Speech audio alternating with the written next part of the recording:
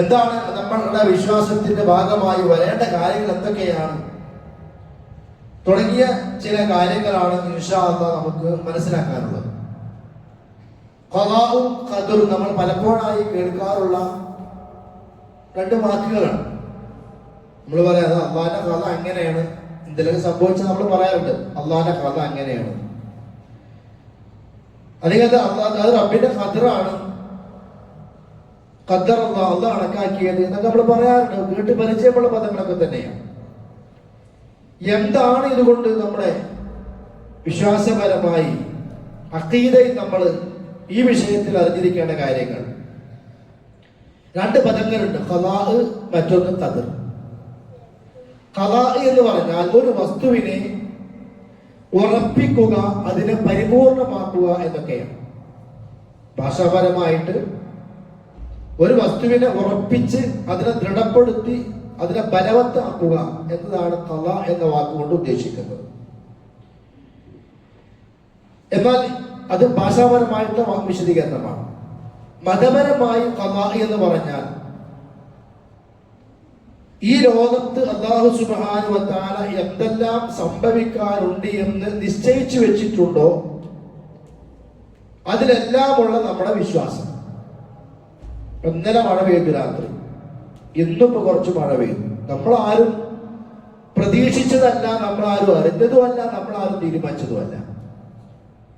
അത് അല്ലാഹു സുബ്ഹാനഹു വ തആല എന്നോ തീരുമാനിച്ചു വെച്ച കാര്യമാണ്. ഈ ലോകത്ത് നടക്കാനുള്ള ഓരോ ഖദറുകളും അള്ളാഹുവിന്റെ നിശ്ചയങ്ങൾ. ഈ നിശ്ചയങ്ങൾ ഇതിനാണ് നമ്മൾ സാധാരണ ഖദാ ഖദർ എന്നൊക്കെ പറയുന്നത്.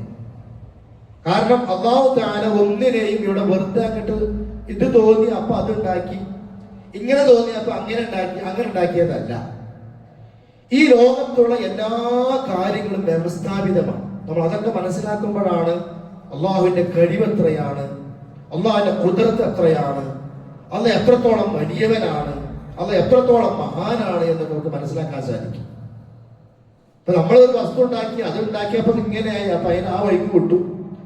വേറെ എന്തോ ഒന്നുണ്ടാക്കിയപ്പോ അത് നമ്മൾ ഉദ്ദേശിച്ച പോലെ ആയില്ല, അപ്പൊ അതിന് പേര് മാറ്റിയിട്ടു. അങ്ങനെയല്ല അള്ളാന്റെ കാര്യങ്ങൾ. ഇന്നാ കുല്ല ശൈഇൻ ഖലഖനാഹു ബിഖദർ. എല്ലാ വസ്തുക്കളെയും ഒരു കണക്കനുസരിച്ചും ഖദർ അനുസരിച്ചും കൊണ്ട് ഉണ്ടാക്കിയിട്ടുള്ളത്. ഏറ്റവും ചെറിയ ജീവി മുതൽ ഇപ്പൊ നമ്മുടെ കരയിലെ ഇന്നത്തെ വലിയ ജീവി എന്ന് പറയാവുന്ന ആന, അല്ലെങ്കിൽ കടലിലെ നീലത്തിമിംഗലം പോലെയുള്ള ഭീമൻ സ്ക്വിഡ് പോലെയുള്ള വലിയ വലിയ മത്സ്യങ്ങൾ, അത് എത്ര ചെറുതോ വലുതോ ആകട്ടെ, അതെല്ലാം അള്ളാഹ് ഒരു കൃത്യമായ കണക്കനുസരിച്ച് കൊണ്ടാണ് ഏത് ജീവിയും. ഇനി ആകാശലോകത്തേക്ക് കയറിയാലോ, അപ്പൊ അവിടെ സൂര്യനുണ്ട്, ചന്ദ്രനുണ്ട്, ഇതൊക്കെ ചരിച്ചുകൊണ്ടിരിക്കുന്നു, സഞ്ചരിച്ചുകൊണ്ടിരിക്കുന്നു, നീങ്ങിക്കൊണ്ടിരിക്കുന്നുണ്ട്. അതിന്റെ ഭാഗമായിട്ട് രാവും പകലും മാറി മാറി വരുന്നത്. അല്ലാഹു തആല സൂറത്ത് യാസീനിലൂടെ പറഞ്ഞൊരു കാര്യമുണ്ട്, വശംസു തജ്രീ ലിമുസ്തഖറിൻ ലഹാ ദാലിക തഖ്ദീറുൽ അസീസിൽ അലീം. സൂര്യൻ അതിന്റെ നിശ്ചിതമായ സ്ഥാനത്തേക്ക് ഇങ്ങനെ നീങ്ങിക്കൊണ്ടിരിക്കുകയാണ്. ദാലിക തഖ്ദീറുൽ അസീസിൽ അലീം. അത് അസീസായ അലീമായ റബ്ബിന്റെ കണക്കാക്കലുകളാണ്. ഒരു കണക്കനുസരിച്ചാണ് നീങ്ങുന്നത്. എന്തുകൊണ്ടാണ് ഇപ്പൊ നാളെ ഇത്ര മണിക്ക് സൂര്യൻ അസ്തമിക്കുന്നത് നമ്മുടെ കലണ്ടറിൽ രേഖപ്പെടുത്തിയത്? അത് കണക്കുള്ളത് കൊണ്ടാണ്. കണക്കിലാണ് തോന്നിയമായി പോവുകയാണെങ്കിൽ ആർക്കും ഒന്നും ഇത്ര മണിക്കെന്ന് പറയാൻ കഴിയൂല. ഇന്ന സമയത്ത് ഇന്നെ സംഭവിക്കുമെന്ന് സൂര്യന്റെ അടുത്ത് ഇന്ന ഗോളം വരും. അത് എന്തുകൊണ്ടാണ് പറയാൻ സാധിക്കുന്നത്? അത് കണക്കനുസരിച്ചായത് കൊണ്ടാണ്. മനുഷ്യനേക്കാളെല്ലാം എത്രയോ വലിയ സൃഷ്ടിയായ ആകാശം,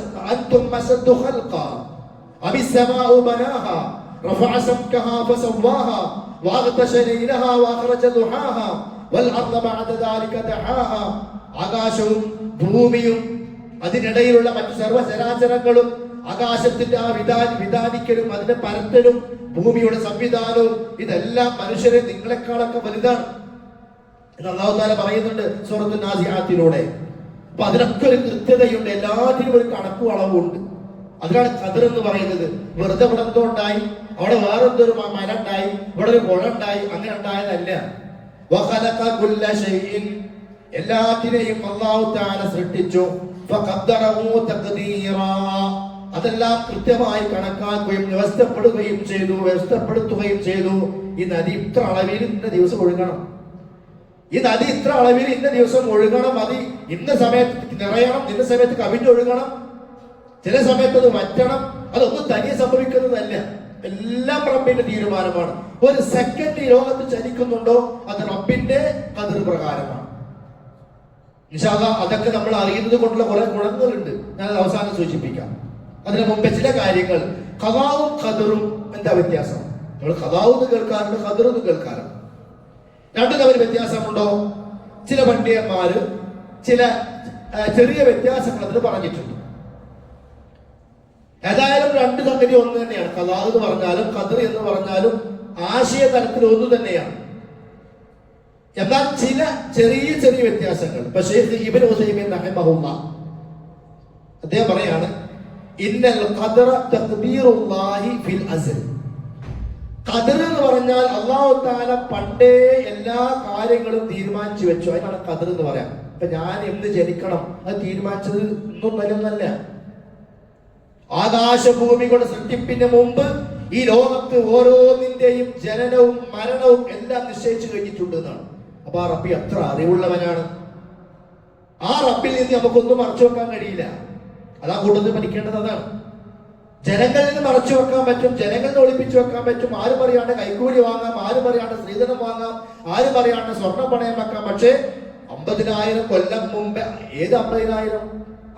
നമ്മുടെ ജനനത്തിന്റെ അല്ല, ആകാശഭൂമികളുടെ സൃഷ്ടിപ്പിന്റെ 50,000 കൊല്ലം മുമ്പ് ഇനി ആകാശം സൃഷ്ടിക്കുകയും ഭൂമി സൃഷ്ടിക്കുകയും ചെയ്താൽ ഇവിടെ എന്തൊക്കെ സംഭവിക്കുമെന്ന് മുൻകൂട്ടി രേഖപ്പെടുത്തിയ അല്ലാഹു സുബ്ഹാനഹു വ തആല ആ റബ്ബിന്റെ നിയന്ത്രണത്തിലാണ് നമ്മളെ കണ്ടത്.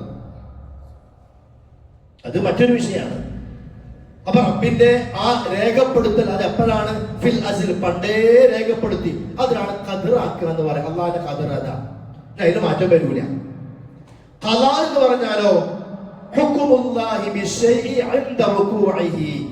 ആ ഖദറാക്കിയ സംഗതി അതിന്റെ സമയമാവുമ്പോൾ നടക്കണം. ആ നടപ്പിലാക്കാനുള്ള ഓർഡർ, തീരുമാനം, അതിനാണ് ഖദാ എന്ന് പറയാം. അതിന്റെ വ്യത്യാസം മനസ്സിലായോ? ഒന്ന് അല്ലാഹു തആല പണ്ട് നിശ്ചയിച്ചു, ഇന്നയാള് ഇന്ന സമയത്ത് ഇന്ന പ്രദേശത്ത് ഇത്ര മണിക്ക് ജനിക്കും. അത് റബ്ബിന്റെ ഖദറാണ്. അതൊന്നും നേരിടുന്നതല്ല. അത് കൊല്ലങ്ങൾ, വർഷങ്ങൾ, എത്രയോ കൊല്ലം മുമ്പ് അല്ലാഹുവിന്റെ രേഖയുള്ളതാ. ആ രേഖയാണ് ലൗഹുൽ മഹ്ഫൂദ്. ഞാൻ വേറെ പറഞ്ഞുതരാം. അത് തീരുമാനിച്ച് അന്ന് വെച്ചു. ഇനി ആ ഡേറ്റ് വരികയാണ്, അത് നടപ്പിലാക്കണം. ഇവിടെ ആ നടപ്പിലാക്കലാണ് എന്ത്? ഖദാ. അതാണ് കുല്ല യൗമിൻ ഹുവ ഫീ ശഅൻ. എല്ലാ ദിവസവും അല്ലാഹു ഒരു കാര്യങ്ങളിൽ വ്യാപൃതനാണ്. ഫബിഅയ്യി ആലാഇ റബ്ബികുമാ തുകദ്ദിബാൻ. സൂറത്തുർ റഹ്മാൻ അല്ലാഹു തആല അതിനെ കുറിച്ചാണ് പറയുന്നത്. അപ്പോ മൊത്തത്തിൽ ഖദർ, ഖദാ എന്നൊക്കെ പറഞ്ഞാൽ അല്ലാഹുവിന്റെ തീരുമാനം, ആ തീരുമാനം നടപ്പിലാക്കൽ, അല്ലാഹുവിന്റെ നിശ്ചയം, അതിനാണ് പറയുന്നത്. രണ്ടിനും കൂടി പണ്ഡിതന്മാര് വേർപെടുത്തിയപ്പോ എന്തായി? ഖദർ എന്ന് പറഞ്ഞാൽ അത് മുമ്പ് തീരുമാനിച്ചു വെക്കലാണ്. ഖദാ എന്ന് പറഞ്ഞാൽ തീരുമാനിച്ച കാര്യങ്ങൾ അല്ലാഹു നടപ്പിലാക്കലും അതിനുള്ള കൽപ്പന കൊടുക്കലുമാണ്. അങ്ങനെ അല്ലാഹു തആല ഇന്ന സമയത്ത് ഇന്ന സംഗതി ഉണ്ടാകും എന്ന് ഒരു വിഷയത്തെ കുറിച്ച് തീരുമാനിച്ചു വെച്ചിട്ടുണ്ടെങ്കിൽ അത് ഖദറാണ്. ആ സമയമാകുമ്പോൾ അത് അങ്ങോട്ട് നടക്കുന്നു, അത് ഖദാവുമാണ്. അതുകൊണ്ടാണ് അത് റബ്ബിന്റെ കഥ അങ്ങനെയാണ്, നമ്മളിപ്പോ എന്താ ചെയ്യുക എന്ന് നമ്മൾ ചിലപ്പോൾ ചില ബുദ്ധിമുട്ടുകളൊക്കെ വരുമ്പോ പറയാറുണ്ട്. അപ്പൊ ചുരുക്കി പറഞ്ഞാൽ ഖദർ എന്ന് പറഞ്ഞാൽ എന്താ? ഇന്നൽ ഖദറ. ഇതിൽ നമുക്ക് പണ്ഡിതന്മാർ, അഹ്ലുസുന്നയുടെ പണ്ഡിതന്മാർ നല്ല ചില നിർവചനങ്ങൾ പറഞ്ഞു തന്നിട്ടുണ്ട്. ആ നിർവചനങ്ങൾ ശരിക്കും പഠിക്കണം. അപ്പോഴേ നമുക്കത് ശരിക്കും ഉൾക്കൊള്ളാൻ കഴിയുള്ളൂ. നമുക്ക് സ്വന്തമായി വ്യാഖ്യാനിച്ചു എങ്ങനെ വ്യാഖ്യാനിച്ചു പോയാലും അതിന് അബദ്ധങ്ങൾ വരും. ഇന്നൽ ഖദറ, ഖദർ എന്ന് പറഞ്ഞാൽ സിർറുല്ലാഹി ഫീ ഖൽഖിഹി, സൃഷ്ടികളിലുള്ള അല്ലാഹുവിന്റെ രഹസ്യമാണ്. അപ്പൊ തന്നെ മനസ്സിലായി, നമ്മളായിരിക്കും വല്ലാണ്ട് ഇറങ്ങണ്ട. കാരണം അല്ലാഹുവിന്റെ രഹസ്യം. ഒരാൾക്ക് 5-6 ആൺകുട്ടികളുണ്ടായി, വേറെ ആൾക്ക് 6-7 പെൺകുട്ടികളുണ്ടായി. ഈ ആൺകുട്ടികളുണ്ടായ ആൾക്ക് കുറെ ആഗ്രഹമുണ്ട് പെൺകുട്ടി ഉണ്ടാകണം, പെൺകുട്ടി ഉണ്ടായ ആൾക്കും ആഗ്രഹമുണ്ട് ആൺകുട്ടികൾ ഉണ്ടാകണം. ചില ആളുകൾക്കോ ആണും പെണ്ണും ഇടകലർത്തി കൊടുത്തു. ചില ആളുകളോ മക്കൾ തന്നെയല്ല. 4 തരായില്ലേ? ആൺകുട്ടികൾ മാത്രമുള്ളവര്, പെൺകുട്ടികൾ മാത്രമുള്ളവര്, രണ്ടും കൂടി ഇടകലർന്നുണ്ടായവര്, ഒന്നുമില്ലാത്തവര്. ഇതൊക്കെ ഈ ലോകത്ത് ആര് തീരുമാനിച്ചതാ? പണ്ടേ റബ്ബ് തീരുമാനിച്ചു വെച്ചതാണ്. അതുകൊണ്ട് ഒരാൾക്ക് കുട്ടി ഉണ്ടായിട്ടില്ലെങ്കിൽ ആര് ചീത്ത പറയാൻ പോണ്ട. അത് റബ്ബിന്റെ ഖളാ ആണ്. ആ ഈമാനിന് ഒരു പ്രതിഫലമുണ്ട്. റളിയതു ബില്ലാഹി റബ്ബാ, അല്ലാഹുവിനെ റബ്ബായി ഞാനിതാ തൃപ്തിപ്പെട്ടിരിക്കുന്നു എന്ന് പറഞ്ഞാൽ ആ റബ്ബ് എന്റെ കാര്യത്തിൽ എന്ത് തീരുമാനമെടുത്താലും അതിലൊക്കെ തൃപ്തിപ്പെടാൻ ഞാൻ സന്നദ്ധനാകണം. അതാണ് ഖദാ ഖദറിലെ വിശ്വാസത്തിന്റെ ഗുണം.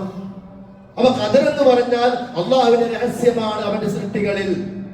ഫമാ ബയ്യനഹു ലനാ അലിംനാഹു, അല്ലാഹ് എന്തൊന്നാണോ പറഞ്ഞു തന്നിട്ടുള്ളത് അത് നമ്മൾ മനസ്സിലാക്കുന്നു. വആമന്നാ ബിഹി, അത് നമ്മൾ വിശ്വസിക്കുകയും ചെയ്യുന്നു.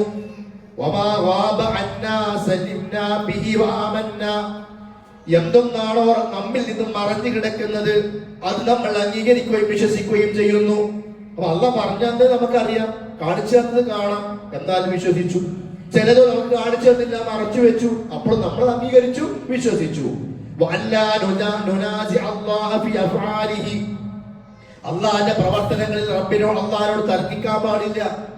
അള്ളാഹിന്റെ പ്രവർത്തനം എന്ന് പറഞ്ഞാലേ, ഒരു ഭാഗത്ത് വെള്ളപ്പൊക്കം കൊണ്ട് ജനങ്ങള് പലരും ഉരുൾപൊട്ടലൊക്കെ ഉണ്ടായിട്ട് മരിച്ചു പോകാം. വെള്ളം നിറഞ്ഞു വന്ന് വീടുകൾക്കുള്ളിൽ വെള്ളം കയറി, അപ്പുറത്ത് മല പൊളിഞ്ഞു വീട് ആളുകൾ മരണപ്പെടുന്നു, വീടുകൾ തകരുന്നു. ഒരു ഭാഗത്ത് അല്പം പോലും വെള്ളമില്ലാതെ വരൾച്ച കൊണ്ട് ആളുകൾ മരിച്ചു പോകുന്നു. ഇതൊക്കെ അള്ളാഹിന്റെ അഫ്ആലുകളാണ്, അള്ളാഹുവിന്റെ പ്രവർത്തനങ്ങളാണ്. അതിന് അള്ളാഹ്ക്ക് അവകാശമുണ്ട്. ഈ ഭൂമി, ആകാശം, ലോകം മുഴുവൻ റബ്ബിന്റേതാണ്. വലില്ലാഹി മാ ഫിസ് സമാവാതി വൽ അർദ്, ആകാശഭൂമികൾ മുഴുവൻ റബ്ബിന്റേതാണ്. ലഹു മാ ഫിസ് സമാവാതി വമാ ഫിൽ അർദി വമാ ബൈനഹുമാ വമാ തഹ്ത സറാ, ആകാശവും ഭൂമിയും അതിനിടയിലുള്ളതും ആകാശത്തിന് മുകളിലുള്ളതും ഭൂമിക്ക് താഴെയുള്ളതും എല്ലാം അല്ലാഹുവിന്റെയാണ്. അള്ളാഹ്ക്ക് തന്റെ കീഴിലുള്ള അധികാര സ്ഥലങ്ങളിൽ അവർ എന്തും ചെയ്യാൻ അവകാശമുണ്ട്. അള്ളാഹിന്റെ പ്രവർത്തനങ്ങൾ നമ്മൾ അള്ളാഹിനോട് തർക്കിക്കാൻ പാടില്ല. അള്ളാഹിന്റെ നിയമങ്ങളുണ്ട്, ഹുക്മുകളുണ്ട്, അതിലും നമ്മൾ അള്ളാഹിനോട് എതിർക്കാൻ പാടില്ല. ഇതെന്താ? മഗ്‌രിബിന് 3 റക്അത്ത്, പിന്നെ ഇശാഇന് 4 റക്അത്ത്. രാത്രി കടന്നുറങ്ങി കുറെ ദൂരത്ത് നിന്ന് എഴുന്നേറ്റ് വന്ന് 2 റക്അത്ത്. അപ്പോഴല്ലേ 4 വേണ്ടത്?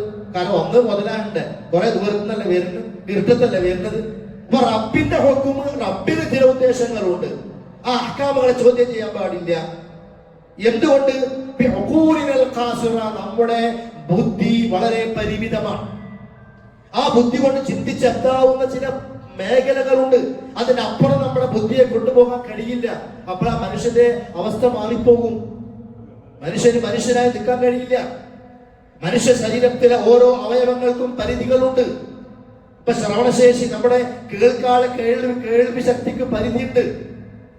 ആ ശക്തിക്കപ്പുറം, ആ പരിധിക്കപ്പുറം ഒരു സൗണ്ട് നമ്മുടെ ചെവിയിലേക്ക് അടിച്ചു കേൾപ്പിക്കപ്പെട്ടാൽ നമ്മുടെ ചെവിയുടെ ഡയഫ്രം പൊട്ടിപ്പോവും, പിന്നെ കേൾക്കാൻ കഴിയില്ല.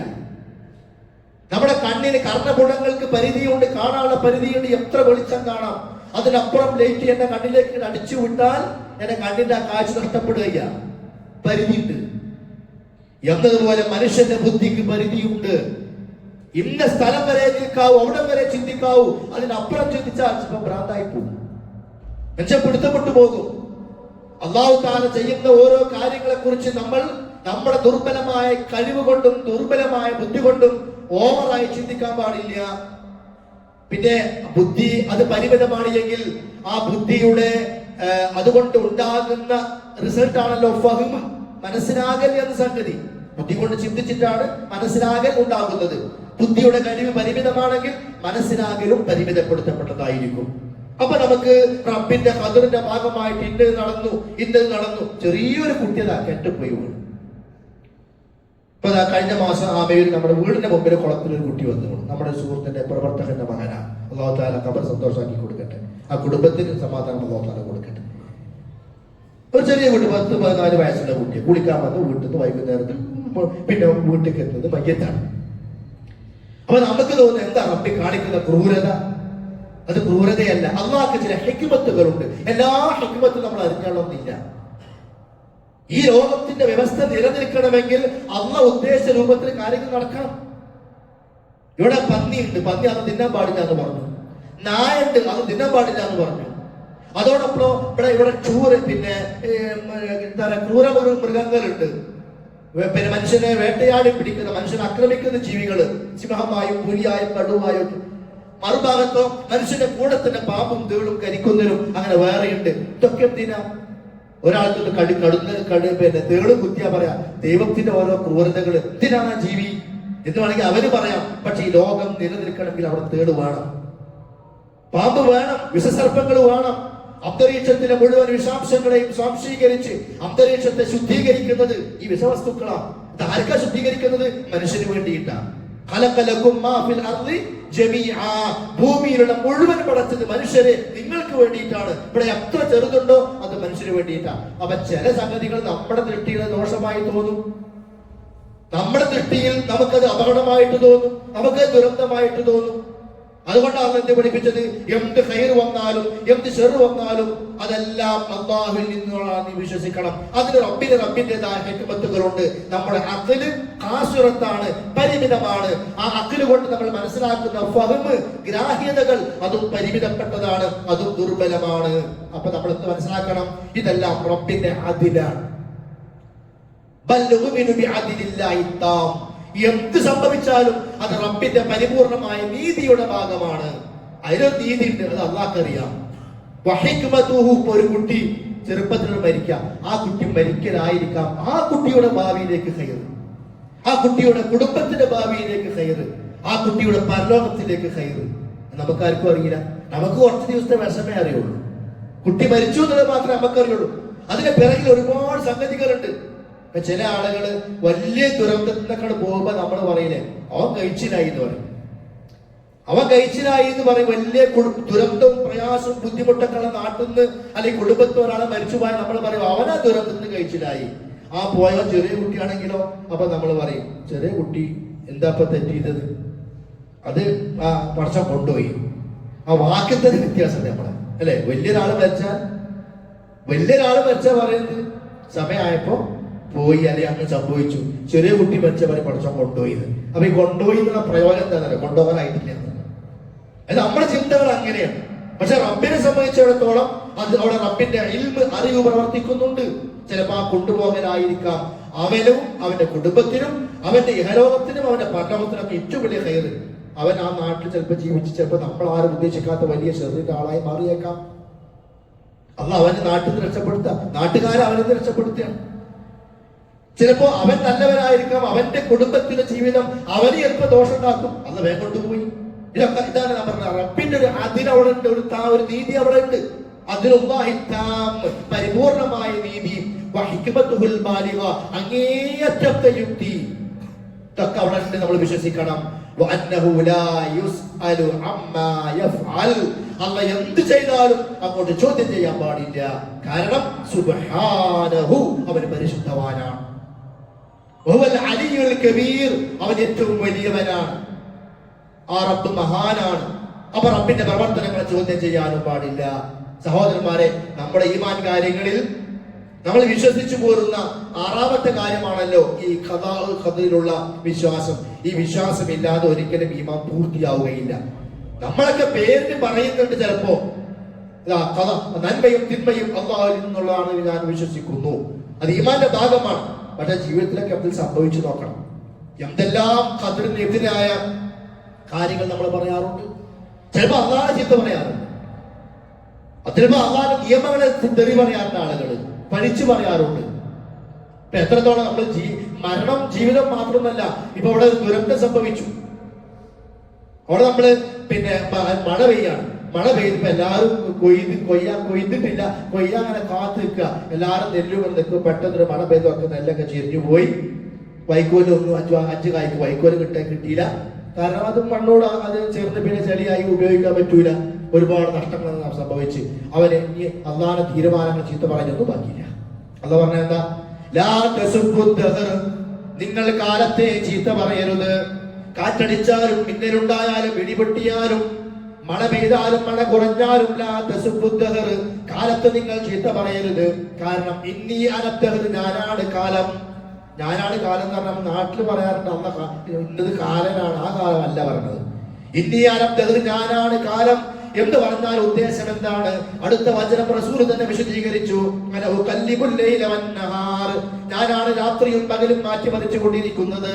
അപ്പൊ രാത്രി ഉണ്ടാകുന്നതും പകലുണ്ടാകുന്നതും മഴ വരുന്നതും മഴ പോണതും സൂര്യൻ ചൂട് ശക്തമാകുന്നതും ചൂട് കുറയുന്നതും ഒക്കെ എല്ലാം റബ്ബിന്റെയാണ്. അതുകൊണ്ട് ഒരു കാറ്റടിക്കുമ്പോ പണ്ടാറടങ്ങിയ കാറ്റ് എന്ന് പറയരുത്, നശിച്ച കാറ്റ് എന്ന് പറയരുത്, ഇടങ്ങേറ് പിടിച്ച ചൂട് എന്ന് പറയരുത്. അതൊക്കെ റബ്ബിന്റെ സൃഷ്ടികളാണ്, അതൊക്കെ റബ്ബിന്റെ തീരുമാനങ്ങളാണ്. അപ്പൊ നമ്മൾ ഖദറിൽ വിശ്വാസമുണ്ട്, നന്മയും തിന്മയും അല്ലാഹുവിലാണ് വിശ്വാസം. അതാണ് ആറാമത്തെ വിശ്വാസം. നമ്മൾ പറയാറുണ്ട്. പക്ഷെ പലതും സംഭവിക്കുമ്പോ അള്ളാഹുവിനെ ചീത്ത പറയുന്ന, കാലാവസ്ഥയെ ചീത്ത പറയാനുള്ള റബ്ബിന്റെ സംവിധാനമാണത്. ഒരാളെ നമ്മൾ ചീത്ത പറയില്ലേ, കുള്ളാന്ന് വിളിക്കും, വലുപ്പം കുറവുള്ള ആളെ കുള്ളൻ പേര് പറയാറില്ലേ, മുടന്തൻ വിളിക്കാറുണ്ട്, കളിയാക്കാറുണ്ട്. അവൻ അങ്ങനെ ആക്കിയത് ആരാ? അവൻ അങ്ങനെ ആക്കിയത് ആരാണ്? അവൻ അങ്ങനെ സൃഷ്ടിച്ചത് ആരാണ്? ഒരാൾ തടി കൂടി, ഒരാൾ വണ്ണം കൂടി, ഒരാൾ നീളം കൂടി, ഒരാൾ നീളം കുറഞ്ഞു, ഒരാൾക്ക് 6 വരണ്ട്. അതിന് നമ്മൾ ഒരിക്കലും പേരിട്ടു. അല്ല പറഞ്ഞാൽ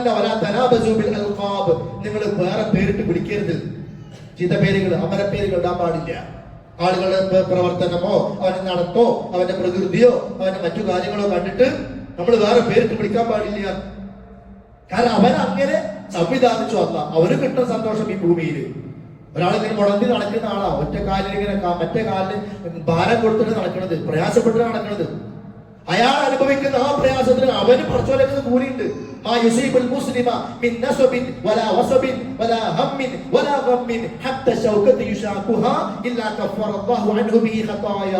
ഒരു മനുഷ്യൻ അനുഭവിക്കുന്ന വേദന, പ്രയാസം, ബുദ്ധിമുട്ട്, ഞെരുക്കം, വിഷമം എന്തോ ആകട്ടെ, കാലിൽ മുള്ളു തറക്കുന്നത് പോലും അവൻ ക്ഷമ കൈക്കൊള്ളുകയാണെങ്കിൽ അള്ളാഹിന്റെ അടുക്കൽ അവൻ എന്തുണ്ട്?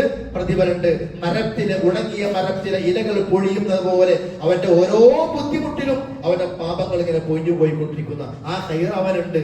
ഒരാൾക്കൊരു പ്രയാസം, ഒരു ന്യൂനത ഈ ദുനിയാവിൽ വന്നിട്ടുണ്ടെങ്കിൽ റബ്ബ് കൊടുക്കുന്നതാണ്. അതിനുള്ള പ്രതിഫലം അല്ല കൊടുക്കുന്നുണ്ട്. നമ്മൾ അവനെ കളിയാക്കാൻ പോണ്ട. അപ്പൊ ഏതായാലും ഈമാൻ കാര്യത്തിൽ നമ്മൾ ഇത് ഉൾപ്പെട്ടിട്ടുണ്ട്, നമ്മളത് അംഗീകരിക്കുന്നുണ്ട്. പക്ഷേ അതിന് വിരുദ്ധമായ പല വാക്കുകളും പ്രവർത്തനങ്ങളും നമ്മിൽ നിന്ന് വന്നു പോകാറുമുണ്ട്. നബി സല്ലല്ലാഹു അലൈഹി വസല്ലമ പറഞ്ഞ ഹദീസിന്റെ അടിസ്ഥാനത്തിൽ മഹാനായ ഇബ്നു ഉമർ റളിയല്ലാഹു അൻഹു പറയാം, അതായത് ചില ആളുകൾ ഖദറിനെ നിഷേധിക്കുന്നു എന്നുള്ള വിവരം അദ്ദേഹത്തിന് കിട്ടി. ഖദറിനെ നിഷേധിക്കുന്ന കൂടി കൊടുത്ത് മനസ്സിലാക്കുക. ഖദറിനെ നിഷേധിക്കുന്ന ആളുകൾ നമ്മുടെ നാടുകളിലുണ്ട്. നമ്മൾ ഖദരിയാക്കൾ എന്ന് പറയില്ലേ, ഖദരി എന്ന് പറഞ്ഞാൽ ഖദറിനെ നിഷേധിക്കുന്നവന്ന. സുന്നി അല്ല, സുന്നി പോലെ അല്ല കേട്ടോ. സുന്നി എന്ന് പറഞ്ഞാൽ സുന്നത്തിനെ അംഗീകരിക്കുന്നവനാണ്. സുന്നി എന്ന് പറഞ്ഞാൽ സുന്നത്തിനെ സ്വീകരിക്കുന്നവനാണ്. ഖദരി എന്ന് പറഞ്ഞാലോ ഖദറിനെ തള്ളുന്നവനാണ്. അതുകൊണ്ട് ഖദരി എന്ന് പറഞ്ഞ പോലെ സുന്നി ആകരുത്. വാക്കിന്റെ പ്രയോഗം മനസ്സിലായില്ലേ? സുന്നി എന്ന് പറഞ്ഞാൽ സുന്നിയുൻ, സുന്നത്തിനെ സ്വീകരിക്കുന്നവൻ, സുന്നത്തിനെ അംഗീകരിക്കുന്നവൻ, അവനാണ് സുന്നി എന്ന് പറയാം. ഖദരി എന്ന് പറഞ്ഞാൽ ഖദറിനെ സ്വീകരിക്കുന്നവനല്ല, ഖദറിനെ തള്ളുന്നവനാണ്. അപ്പോ ഖദരി എന്ന് ചരിത്രത്തിൽ പറയാറുണ്ട്. ഖദരിയാക്കള് അവരെന്താ പറഞ്ഞറിയോ? അവർ അള്ളാഹ് മുൻകൂട്ടി ഒന്നും തീരുമാനിച്ചിട്ടില്ല, അള്ളാഹ് ഒന്നും നിശ്ചയിച്ചിട്ടുമില്ല. ഇന്നിവിടെ ഇന്നതുണ്ടായി, അപ്പൊ അത് അള്ളാഹു തആല നടപ്പിലാക്കി. അപ്പൊ അവർ നിഷേധിക്കുന്നതിൽ ഒരുപാട് ഗൗരവമുള്ള കാര്യങ്ങൾ വരുന്നുണ്ട്. ഒരു സംഗതി ഇന്നുണ്ടാകുമെന്ന് അള്ളാഹ് മുമ്പ് തീരുമാനിച്ചു, അത് അള്ളാഹ്ക്ക് മുമ്പേ അറിയാം, അത് അള്ളാഹ് മുമ്പേ രേഖപ്പെടുത്തിയിട്ടുണ്ട്, അത് അള്ളാഹ് നടപ്പിലാക്കുകയാണ് എന്ന മുഴുവൻ തത്വങ്ങളെയും നിഷേധിച്ചുകൊണ്ടാണ് ഖദറിനെ നിഷേധിക്കുന്നത്. അപ്പൊ അതിനർത്ഥം അള്ളാഹ്ക്ക് മുമ്പ് അത് അറിയില്ല, ഇപ്പോൾ നടന്നു, അപ്പൊ അള്ളാഹ്ക്ക് മനസ്സിലായി ഇന്നത് നടന്നു. ഇതാണ് ഖദരിയാക്കളുടെ സ്വഭാവം. അതുകൊണ്ട് തന്നെ മുൻഗാമികൾ മുതൽ ഈ അടുത്ത കാലം വരെയുള്ള സകല പണ്ഡിതന്മാരും മുന്നറിയിപ്പ് നൽകിയ ചില കാര്യങ്ങളുണ്ട്. അബ്ദുല്ലാഹി ഇബ്നു ഉമർ റളിയല്ലാഹു അൻഹുവിന്റെ മുമ്പിൽ ഖദറിനെ നിഷേധിക്കുന്ന ചില ആളുകളെ കുറിച്ച് പറഞ്ഞപ്പോ അദ്ദേഹം പറയാണ്, ഇദാ ലഖീത ഹൗലായി, ഖദറിനെ നിഷേധിക്കുന്ന ആളുകളെ നീ കണ്ടാൽ ഫഖ്ബിർഹും, നീ അവരോട് പറയണം, അന്നീ ബറാഉ മിൻഹും വഅന്നഹും ബറാഉ മിന്നീ, ഞാൻ അവരുമായും ബന്ധമില്ല, അവർക്ക് ഞാനുമായും ബന്ധമില്ല. അബ്ദുല്ലാഹി ഇബ്നു ഉമർ പറയാണ്, സ്വഹാബികളായ ഞങ്ങൾക്ക് ഖദർ നിഷേധിക്കുന്നവരുമായിട്ട് ബന്ധമില്ല. അദ്ദേഹം പറഞ്ഞൊരു വാക്കുണ്ട്, എന്താ പറയുക, ലൗ കാന ലിഅഹദിൻ മിസ്ല ഉഹദിൻ ദഹബ, നിങ്ങളിൽ ഒരാൾക്ക് ഉഹുദ് മലയോളം സ്വർണമുണ്ട്, തുമ്മ അൻഫഖഹുമാ ഖബിലഹു അല്ലാഹു മിൻഹു, അത് മുഴുവൻ നിങ്ങൾ ചെലവഴിച്ചാലും അല്ലാഹു സ്വീകരിക്കുകയില്ല. ഹത്താ യുമിന ബിൽ ഖദർ, ഖദറിലുള്ള വിശ്വാസം പൂർത്തിയാകുന്നത് വരെ, ഖദറിലുള്ള വിശ്വാസം പൂർത്തിയാകുന്നത് വരെ നിങ്ങൾ എന്ത് ചെലവഴിച്ചാലും അല്ലാഹു സ്വീകരിക്കൂല. കാരണം ഈമാകാര്യാണ്. ഈമാകാര്യം മാറും സ്വീകരിച്ചതിന് മറ്റുള്ള കർമ്മങ്ങൾ അല്ലാഹു തആല സ്വീകരിക്കുള്ളൂ. അപ്പൊ ഖദർ ഉണ്ട് എന്നർത്ഥം, വിശ്വസിക്കണം എന്നും അർത്ഥം. ഈ ഖദറിനെ കുറിച്ച് നബി സ്വല്ലല്ലാഹു അലൈഹി വസല്ലം പറഞ്ഞു, ഞാൻ നേരത്തെ പറഞ്ഞ കാര്യം, ഇന്നല്ലാഹ ഖദ്ദറ മഖാദിറൽ ഖലായിഖ്, അല്ലാഹു തആല എല്ലാ സൃഷ്ടികളുടെയും ഖദറുകൾ നിശ്ചയിച്ചു. ഖബല അൻ യഖ്ലുഖ അസ്സമാവാതി വൽ അർള, ആകാശങ്ങളെയും ഭൂമിയെയും സൃഷ്ടിക്കുന്നതിന് മുമ്പ്, ബി 50000 സന, 50000 കൊല്ലം മുമ്പ്, വകാന അർശുഹു അലൽ മാ, അവന്റെ അർശ് വെള്ളത്തിന്മേലാണ്. ഇമാം മുസ്ലിമിന്റെ 2653 ഹദീസ്. അപ്പൊ ആകാശഭൂമികളുടെ സൃഷ്ടിപ്പിന്റെ 50000 കൊല്ലം മുമ്പ് രേഖപ്പെടുത്തിയിട്ടുണ്ട്. ഞാൻ നല്ലവനാവോ, ഞാൻ ചീത്തവനാവോ, ഞാൻ സ്വർഗത്തിൽ പോവോ, ഞാൻ നരകത്തിൽ പോവോ, ഞാൻ എങ്ങനെ മരിക്കുക, ആക്സിഡന്റിലാണോ അതോ കട്ടുമ്പ കടന്ന് മരിക്കുകയാണോ അതോ വേറെ വല്ലതുമാണോ, ഒക്കെ എല്ലാ രേഖയാണ്. കാരണം അള്ളാഹ്ക്ക് ഇപ്പൊ ഞാൻ സംഭവിച്ചിട്ട് വേണ്ടതൊന്നും അറിയാൻ അള്ളാഹ്ക്ക് മുമ്പേ അറിയാം. അത് അള്ളാഹു തആല രേഖപ്പെടുത്തി. അത് അള്ളാഹുവിന്റെ അപാരമായ അറിവിനെയാണ് സൂചിപ്പിക്കുന്നത്. ആദം അലൈഹിസ്സലാത്തു വസ്സലാം മൂസാ നബി ഒരിക്കൽ തർക്കമുണ്ടായി. അതും ഇമാം ബുഖാരിന്റെ ഹദീസാണ്, ഇമാം മുസ്ലിമിന്റെ ഹദീസാണ്. ആദം നബി മൂസാ നബി എങ്ങനെ കാണുക എന്നൊക്കെ ചോദിച്ച് ഹദീസിൽ നിഷേധിക്കുന്ന ആളുകളൊക്കെ ഉണ്ട്. ആ ഭാഗത്തേക്ക് ഞാൻ പോകുന്നില്ല. ഇമാം ബുഖാരിയുടെ 3409 ഹദീസ്, ഇമാം മുസ്ലിമിന്റെ 2652 ഹദീസ്. ആദം നബിയും മൂസാ നബിയും തമ്മിൽ കണ്ടുമുട്ടിയതാണ്. ആ കണ്ടുമുട്ടൽ ആത്മീയ ലോകത്ത് വെച്ചുള്ള കണ്ടുമുട്ടലാകാം. പണ്ഡിതന്മാർ പറഞ്ഞ് വിശദീകരിച്ചിട്ടുണ്ട്. ആത്മീയ ലോകത്തുള്ള ആദം നബിയുടെയും മൂസാ നബിയുടെയും കണ്ടുമുട്ടലാകാം. അതല്ലെങ്കിൽ ചില പണ്ഡിതന്മാർ പറഞ്ഞത് മൂസാ നബി റബ്ബിനോട് ആഗ്രഹം പറഞ്ഞത്, എനിക്ക് ആദം നബി ഒന്ന് കാണണം. അങ്ങനെ അല്ലാഹു തആല കാണിച്ചു കൊടുക്കുന്ന രംഗണ്ട്. അതായിരിക്കാം. കാരണം മൂസാ നബി റബ്ബിനോട് പറഞ്ഞു, എനിക്ക് നിന്നത് കാണണം.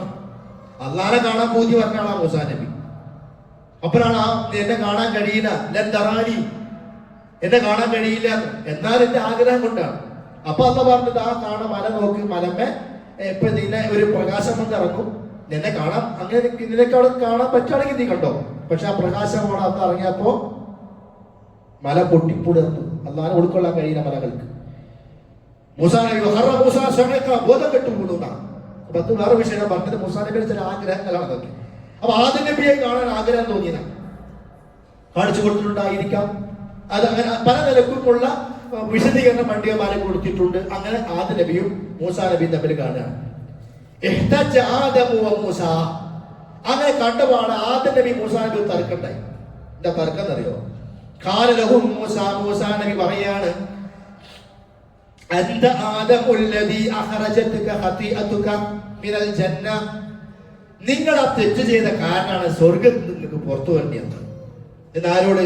മൂസാ നബി ആദ്യ നബിയോട്. നിങ്ങൾ അന്നാ സ്വർഗ്ഗത്തിൽ നിന്ന് പുറത്തു വന്നത് എന്തുകൊണ്ടാ? നിങ്ങൾ ചെയ്ത തെറ്റുകൊണ്ടാണ്. കാലലഹു ആദം, ആദ്യ നബി മൂസാ നബിയോട് പറഞ്ഞു, അന്ത മൂസ, നിങ്ങൾ മൂസാ നബി അല്ലദീ ഇസ്തഫാഖല്ലാഹു, അല്ലാഹു നിങ്ങളെ തെരഞ്ഞെടുത്തു, ബിരിസാലാത്തി, റിസാലത്ത് പ്രവാചകത്വം തന്നിട്ട്, വബി കലാമിഹി, അല്ലാഹു സംസാരിച്ച് കരീമുള്ളയാണ് നിങ്ങൾ.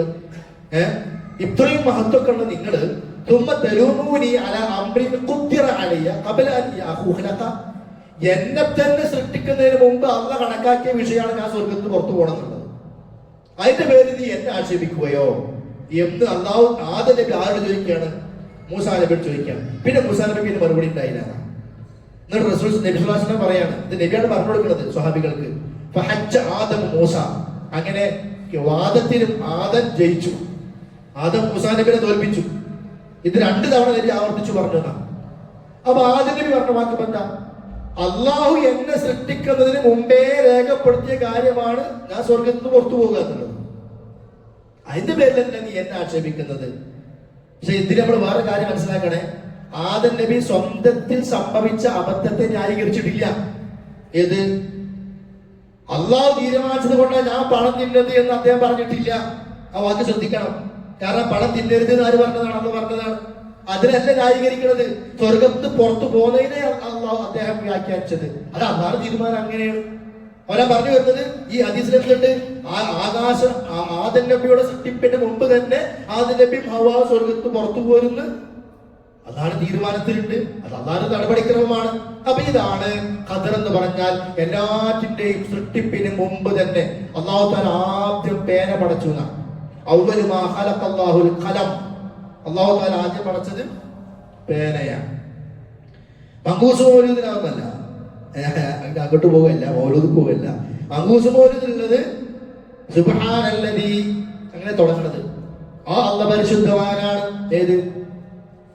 റബീഉൽ അവ്വൽ മാസത്തിൽ മുഹമ്മദ് നബിയുടെ പ്രകാശം, ആ മുഹമ്മദ് നബിയെ ഉദയം കൊള്ളിച്ച് അങ്ങനെ ആദ്യമായിട്ട് പ്രവാചകന്റെ പ്രകാശത്തെ പടച്ച അല്ലാഹ് പരിശുദ്ധൻ.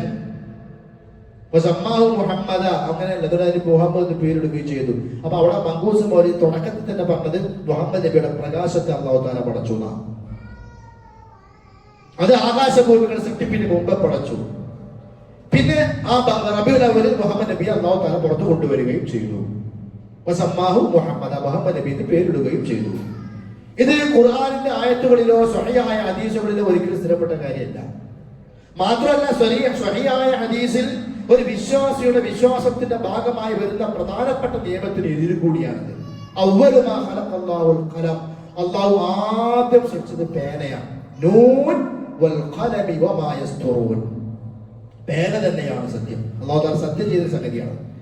പേനയോട് പറഞ്ഞു കുത്തുബ്, നീ എഴുത്. അപ്പൊ പേന റബ്ബിനോട് ചോദിക്കുകയാണ്, മാദാ അക്തുബ്, ഞാൻ എന്താണ് എഴുതേണ്ടത്?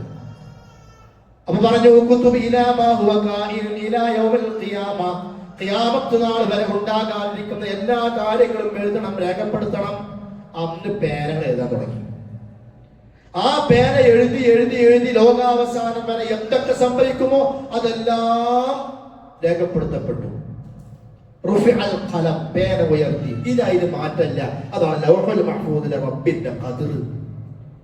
എന്റെ കൈ കൂടെ ഒടിഞ്ഞാലും കാല് മുറിഞ്ഞാലും എനിക്കിവിടെ എന്ത് ദുരന്തം സംഭവിച്ചാലും പണ്ടത്തെ ആ പേനന്റെ എഴുത്ത അള്ളാന്റെ കൽപ്പന പ്രകാരം എഴുതിയതാണ്. ലൗഹുൽ മഹ്ഫൂദിലെ രേഖയാണത്. അപ്പൊ അത് അന്ന് എഴുതി പേന. ഖിയാമത്ത് നാൾ വരെ സംഭവിക്കാനുള്ള എല്ലാ കാര്യങ്ങളും. അങ്ങനെ പേന ഉയർത്തപ്പെട്ടു.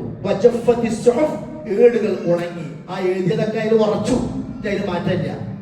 ഇതാണ് നമ്മുടെ വിശ്വാസമായിട്ട് വരേണ്ടത്.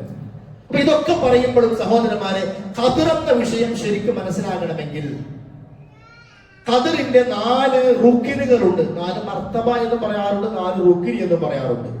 ഈ 4 കാര്യങ്ങൾ ശരിക്കും മനസ്സിലാക്കിയാൽ ചുരുക്കി പറഞ്ഞുതരാം. അത് മനസ്സിലാക്കിയാൽ ഖദറിലുള്ള നമ്മുടെ എല്ലാ സംശയങ്ങളും നീങ്ങിപ്പോകും. ഞാൻ പറഞ്ഞോടത്തന്നെ നിൽക്കും വേണം, അതിനപ്പുറം ചിന്തിക്കാൻ പാടില്ല. കാരണം ആ ചിന്ത നമ്മളെ നാശത്തിലേക്ക് കൊണ്ടെത്തിക്കും. ഖദറിന്റെ 4 റുക്കിനുകളുണ്ട്. ഒന്ന്, അല്ലാഹു സുബ്ഹാനഹു വ തആല എല്ലാ വസ്തുക്കളെ കുറിച്ചും അറിയുന്നു എന്ന വിശ്വാസം.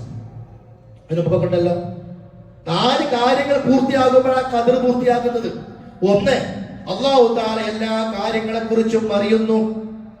അവൻ അറിയാത്ത ഒന്നും ആകാശത്തില്ല, അവൻ അറിയാത്ത ഒന്നും ഭൂമിയിലില്ല, അവൻ അറിയാത്ത ഒന്നും മരുഭൂമിയിലോ കടലിലോ കാടുകളിലോ ഇല്ല. ഓരോ കാര്യങ്ങളും അവൻ അറിയുന്നു. ശരി, നാളെ നടക്കാൻ പോകുന്ന കാര്യങ്ങൾ അവൻ ഇന്നറിയാം. ശരിക്കും മനസ്സിലാക്കണേ, അള്ളാഹ്ക്ക് ഇന്ന് നാളെ എന്നില്ല. ഇന്നും നാളെ ആർക്കാം? സൂര്യ ഉദിച്ചു അസ്തമിച്ചു, നമ്മൾ അതിന്റെ ഉള്ളില. സൂര്യൻ ഭൂമിയിൽ ഉദിച്ചു അസ്തമിച്ചു. അപ്പൊ നമ്മൾ എന്ത് പറയും? രാത്രിയായി, നേരം പോന്തിയായി, നേരം വെളുത്തു, നേരം പുലർന്നു, ഇന്നായി, നാളായി എന്നൊക്കെ പറയും. അല്ലാഹ് എവിടെയാ? സൂര്യനും തന്ത്രമൊന്നും അള്ളാഹ്ക്ക് ബാധകമല്ല. അള്ളാഹ് 1-ാം ആകാശം, അതിനപ്പുറം 2-ാം ആകാശം, അതിനപ്പുറം 3-ാം ആകാശം, 7 ആകാശങ്ങൾക്കപ്പുറം വെള്ളം, കടലാണ്. 7 ആകാശങ്ങൾക്കപ്പുറം വെള്ളമാണ്. അള്ളാഹിന്റെ സംവിധാനമാണ്. അതിന്റെ മുകളിൽ അർശ്, അള്ളാഹിന്റെ അർശ് വെള്ളത്തിന്മേലാകുന്നു എന്ന് പറയാനുള്ള കാരണം അതാ. ഹദീസുകളിൽ കാണാം, അള്ളാഹിന്റെ അർശ് വെള്ളത്തിന്മേലാകുന്നു എന്നും ഹദീസിലുണ്ട്. അള്ളാഹിന്റെ അർശ് വെള്ളത്തിന്മേലാണ് എന്നും ഹദീസിലുണ്ട്. രണ്ടും വന്നിട്ടുണ്ട്. അപ്പൊ 7 ആകാശങ്ങൾക്കപ്പുറം ഒരു കടലുണ്ട് എന്നാണ്. ആ വെള്ളത്തിനപ്പുറമാണ് അർശ്. അവിടെയാണ് അല്ലാഹു തആല അർ-റഹ്മാനു അലൽ അർശി ഇസ്തവാ. ആ അള്ളാഹ്ക്ക് ഇന്നില്ല, ആ അള്ളാഹ്ക്ക് നാളെ ഇല്ല, ആ അള്ളാഹ്ക്ക് രാവിലെയും വൈകുന്നേരവും ഇല്ല. അത് സൂര്യന്റെ ഉള്ളിലുള്ള നമുക്കുള്ളതാണ്. നമുക്ക് മനസ്സിലാകാനാണ് ഇന്ന് നാളെ എന്നൊക്കെ പറയുന്നത്. അള്ളാഹ്ക്ക് ഇന്നും നാളെ ഒന്നും ഇല്ല. അള്ളാഹ്ക്ക് 50,000 കൊല്ലം മുമ്പുള്ളതും 50,000 കൊല്ലം ശേഷമുള്ളതും ഇപ്പോഴതും എല്ലാം ഒരുപോലെയാണ്. ആ അള്ളാഹ്ക്ക് നമ്മളെ കുറിച്ച് അറിയില്ലേ? അതാണ് അള്ളാന്റെ ഇൽമ്. ആ ഇൽമാണ് അള്ളാന്റെ ഖദർ. ശരി, അത് ബാക്കി ഭാഗത്തുകൂടി ഒന്ന് പൂർത്തിയാവും. അപ്പൊ ആദ്യം നമ്മൾ ഉറപ്പിക്കേണ്ടത് എന്താണ്? അള്ളാഹ് അറിയാത്ത ഒന്നുമില്ല. അതിന് നാളത്തെ കാര്യം അറിയാൻ അള്ളാഹ്ക്ക് നാളെയാകണ്ട, മറ്റന്നാളത്തെ കാര്യം അറിയാൻ നാളെ അള്ളാഹ്ക്ക് മറ്റന്നാളാകേണ്ട ആവശ്യമില്ല. അള്ളാഹ്ക്ക് എല്ലാം ഒരുപോലെയാണ്. ഹുവല്ലാഹുല്ലദീ ലാ ഇലാഹ ഇല്ലാ ഹുവ ആലിമുൽ ഗൈബി വശഹാദ. അല്ലാഹു അല്ലാതെ ആരാധ്യനില്ല. എന്തുകൊണ്ട്? അവന് ഗൈബും ഷഹാദത്തും അറിയുന്നവനാണ്. അള്ളാഹ്ക്ക് ഗൈബും ഷഹാദത്തും ഇല്ല. പറഞ്ഞതും രഹസ്യമായതും പരസ്യമായതും അള്ളാഹ്ക്കില്ല. നമ്മളെ കുറിച്ചാണ് ഗൈബും ഷഹാദത്തും. അള്ളാഹ് പറഞ്ഞതും അറിയും പരസ്യമായതും അറിയും എന്ന് പറയുമ്പോ ആ പറഞ്ഞതും പരസ്യമായതും അള്ളാഹ്ക്കല്ല. അള്ളാഹ്ക്കെല്ലാം കണക്കാണ്. നമുക്കാണ് പറഞ്ഞത്. നമ്മൾ പറഞ്ഞത് നമുക്ക് മറഞ്ഞതും നമ്മൾ കാണുന്നതും നമ്മൾ കാണാത്തതും ഒക്കെ അള്ളാഹ് കാണും. അതാണ്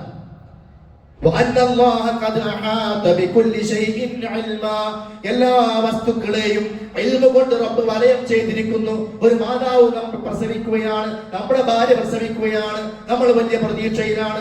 ആ കുഞ്ഞിനെ വളർത്തണം, അവനെ വലിയവനാക്കണം, അവനെ ഖുർആൻ പഠിപ്പിക്കണം, അവനെ പണ്ഡിതനാക്കണം. ഒരുപാട് ആഗ്രഹങ്ങളുണ്ട്, ഒരുപാട് പ്രതീക്ഷകളുണ്ട്. അതിനുവേണ്ടി പലതും നമ്മൾ ചെയ്യുന്നു, പല കാര്യങ്ങളും ചെയ്യുന്നു, അധ്വാനിക്കുന്നു. പക്ഷേ നിമിഷങ്ങൾ കൊണ്ട് ആ കുട്ടി മരണപ്പെട്ടു പോകുന്നു.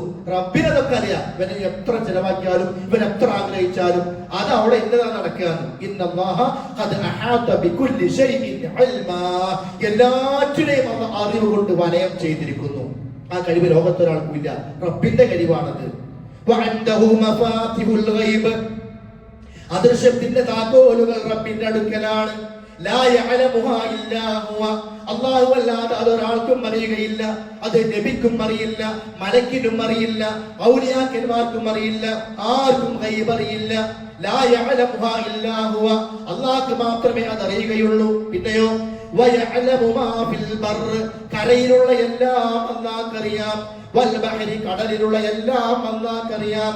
വമാ തസ്ഖുതു മിൻ വറഖത്തിൻ, ഒരു ഇല പോലും വീഴുന്നില്ല ഇല്ലാ യഅലമുഹാ, അല്ലാഹ് അറിഞ്ഞിട്ടല്ലാതെ. നോക്കി നിങ്ങൾ ഓരോ ദിവസം മരത്തിന് എത്ര ഇല വീഴുന്നുണ്ട്.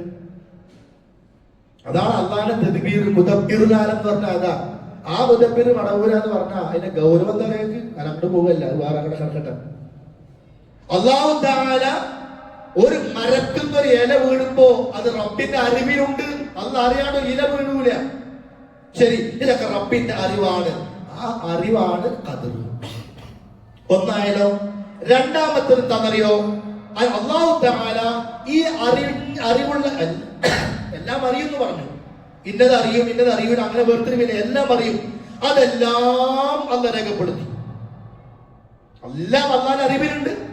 എല്ലാം അല്ലാഹ് ചെയ്തു, രേഖപ്പെടുത്തി. ആ രേഖയാണ് ലൗഹുൽ മഹ്ഫൂസ്. അതാണ് ആകാശഭൂമികളുടെ സൃഷ്ടിപ്പിന്റെ 50,000 കൊല്ലം മുമ്പ് രേഖപ്പെടുത്തി എന്ന് പറയുന്നത്. അപ്പൊ അള്ളാന്റെ അറിവില് 50,000 കൊല്ലം മുമ്പ് തന്നെ എല്ലാം ഉണ്ട്. ഖിയാമത്ത് നാൾ വരെയും അതിന്റെ അപ്പുറമുള്ളതൊക്കെ അള്ളാന്റെ അറിവിലുണ്ട്. ആ കാര്യങ്ങളെല്ലാം അല്ലാഹ് ചെയ്തു, രേഖപ്പെടുത്തി.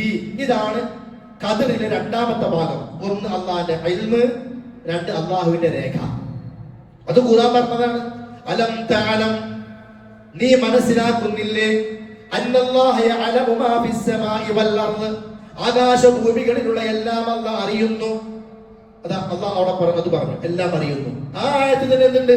ഇന്നദാലിക ഫീ കിതാബ്, അതെല്ലാം ഒരു രേഖയിലുണ്ട്. ഇന്നദാലിക അലല്ലാഹി യസീർ, അത് അല്ലാഹ്ക്ക് വളരെ എളുപ്പമുള്ള കാര്യമാണ്. അല്ലാഹ്ക്ക് അതൊരു ബുദ്ധിമുട്ടില്ല. സൂറത്തുൽ ഹജ്ജിലെ 70-ാമത്തെ ആയത്താണ്. പിന്നെ ഉബാദത്ത് ബിൻ സാമിത്ത് റളിയല്ലാഹു അൻഹു പറയാം, നേരത്തെ പറഞ്ഞ ഹദീസ്, ആദ്യം അല്ലാഹ് പഠിച്ച പേന എഴുതി എന്ന് പറഞ്ഞു. എഴുതി. എല്ലാ വസ്തുക്കളുടെയും ഖദർ. പാറ്റ ഇന്ന് പൊടിഞ്ഞു വരിക, മഴ ചെയ്ത് ചിലപ്പോ നാളെ പാറ്റ വരും. അതൊരു മണിക്കൂറുകളായിട്ട് ജീവിതം കഴിഞ്ഞു. അതായിട്ടൊരു ഖദർ അത്രേ ഉള്ളൂ. ആനയോ കുറെ കൊല്ലം ജീവിക്കും, വേറെ ജീവിയോ ഇത്ര വർഷം, മനുഷ്യന് ഇത്ര കൊല്ലം. അതെല്ലാം ഇവിടെ രേഖപ്പെടുത്തപ്പെട്ടു. അതാണ് ഖദർ. അപ്പൊ ഒന്ന് അല്ലാഹുവിന്റെ ഇൽമ്, രണ്ട് അല്ലാഹുവിന്റെ രേഖ. പിന്നെ മാ അസാബ മിൻ മുസീബത്തിൻ, നിങ്ങൾക്ക് എന്തൊരു മുസീബത്ത് ബാധിച്ചാലും, ഇതൊക്കെ നമ്മളെ സന്തോഷിപ്പിക്കുന്ന ആയത്തുകൾ കേട്ടോ. നമ്മൾ ശരിക്കും മനസ്സോട് ഉൾക്കൊള്ളണം. എന്ത് മുസീബത്ത് ബാധിച്ചാലും, ആശുപത്രി കേസ്, അവിടെ പൈസ, അവിടെ പൈസ, അസുഖങ്ങള്, ബുദ്ധിമുട്ടുകള്, ടെൻഷനുകള്, ഇതൊക്കെ മാ അസാബ മിൻ മുസീബത്തിൻ ഫിൽ അർളി, ഭൂമിയിൽ എന്ത് മുസീബത്ത് ബാധിച്ചാലും, കൃഷി ഉണ്ടാക്കി, വാഴ ഉണ്ടാക്കി, കാറ്റടിച്ചും ഒക്കെ പോയി, എല്ലാം റെഡിയാക്കി കൊണ്ടുവന്ന അവസരം പന്നി വന്ന് തുറന്നൊക്കെ കളഞ്ഞു. അല്ലെങ്കിൽ ഇടിവെട്ടി മിന്നലുണ്ടായി അപകടം സംഭവിച്ചു. ഭൂമിയിൽ എന്ത് സംഭവിച്ചാലും വലാ ഫീ അൻഫുസികും നിങ്ങളുടെ സ്വന്തം ശരീരത്തിൽ പോലും ഇല്ലാ ഫീ കിതാബ് അതെല്ലാം ഒരു രേഖയിലുണ്ട്. മിൻ ഖബ്ലി അൻ നബ്റാഹാ അത് ഉണ്ടാക്കുന്നതിന് മുമ്പ് തന്നെ. എത്രയോ കൊല്ലം കഴിഞ്ഞ് നമ്മളൊക്കെ ജനിച്ച് നമ്മുടെ ശരീരത്തിൽ വരാനുള്ള ഒരു പോരായ്മ, ശരീരത്തിൽ വരാനുള്ള ഒരു ന്യൂനത, അത് റബ്ബ് പറയാണ് ആ ന്യൂനത ഉണ്ടാകുന്നതിന് മുമ്പ് തന്നെ ഇല്ലാ ഫീ കിതാബ് അതൊരു രേഖയിലുണ്ട്. അപ്പൊ ആ റബ്ബിന്റെ അറിവ് എത്രയാ, ആ റബ്ബിന്റെ രേഖ എത്രമാത്രം വസ്തുതാപൂർണമായ രേഖയാണ്. ഇതൊക്കെ ഖുർആൻ പഠിപ്പിക്കുന്ന കാര്യങ്ങളാണ്. സൂറത്ത് യൂനുസ് നോക്കി നിങ്ങൾ 61-ാമത്തെ ആയത്ത്, വമാ തകൂനു ഫീ ശൈഇൻ നിങ്ങൾ എന്തൊരു കാര്യത്തിൽ ഇടപെട്ടാലും വമാ തത്ലൂ മിൻഹു മിൻ ഖുർആനിൻ ഖുർആനിലെ എന്തൊരു ആയത്ത് ഓതാൻ നിങ്ങൾ ഇരുന്നാലും. അപ്പൊ അതും ഒരു പ്രോത്സാഹനമാണ്. നമ്മൾ ആയത്ത് ഓതി അത് അള്ളാഹ് കണ്ടില്ല, അള്ളാഹ് അറിഞ്ഞില്ല, അതിന്റെ കൂലി കിട്ടാതെ പോയി, ആ പേടിയൊന്നും വേണ്ട. ഏത് പാതിരാക്കും ഒരായത്ത് നിങ്ങൾ ഉറക്കത്തോടെ ഓതിയാലും അതിന് കൂലിയുണ്ട്. വമാ തത്ലൂ മിൻഹു മിൻ ഖുർആനിൻ ഖുർആനിന്റെ എന്തൊന്ന് നിങ്ങൾ പാരായണം ചെയ്താലും വലാ തഅമലൂന മിൻ അമലിൻ എന്തൊരു പണി നിങ്ങൾ ചെയ്താലും ഇല്ലാ കുന്നാ അലൈക്കും ശുഹൂദാ അവിടെ നമ്മൾ സാക്ഷിയായിട്ടുണ്ട്. ഇത് തുഫീദൂന ഫീഹി നിങ്ങൾ അതിൽ മുഴുകുമ്പോൾ വമാ യഅസുബു അൻ റബ്ബിക നിന്റെ റബ്ബിൽ നിന്ന് ഒന്നും മറഞ്ഞു പോകുന്നില്ല. മിൻ മിസ്ഖാലി ദർറത്തിൻ അണുമണി തൂക്കം പോലും. ദർറത്ത് എന്ന് പറഞ്ഞാൽ ശരിക്കും എന്താണെന്ന് അറിയോ? നമ്മൾ അണുമണി ചെറുത് എന്നൊക്കെ പറയാറുണ്ട്. ശരിക്കും ദർറത്ത് എന്ന് പറഞ്ഞാല് ഈ പണ്ടൊക്കെ നമ്മളീ അടുക്കളയില് ഈ രാവിലെ അപ്പം ചൂടുമ്പോ നമ്മള് വലിയ മടയത്താ നിന്ന് ഓർമ്മയിൽ പറയാം, അടുക്കളയിലൊക്കെ അപ്പം ചൂടുമ്പോ ഈ സൂര്യൻ ഇങ്ങനെ അന്നത്തെ ജനലൊക്കെ മരത്തിന്റെ ചെറിയ ഇതാണ് ഓട്ടം ഉണ്ടാവും.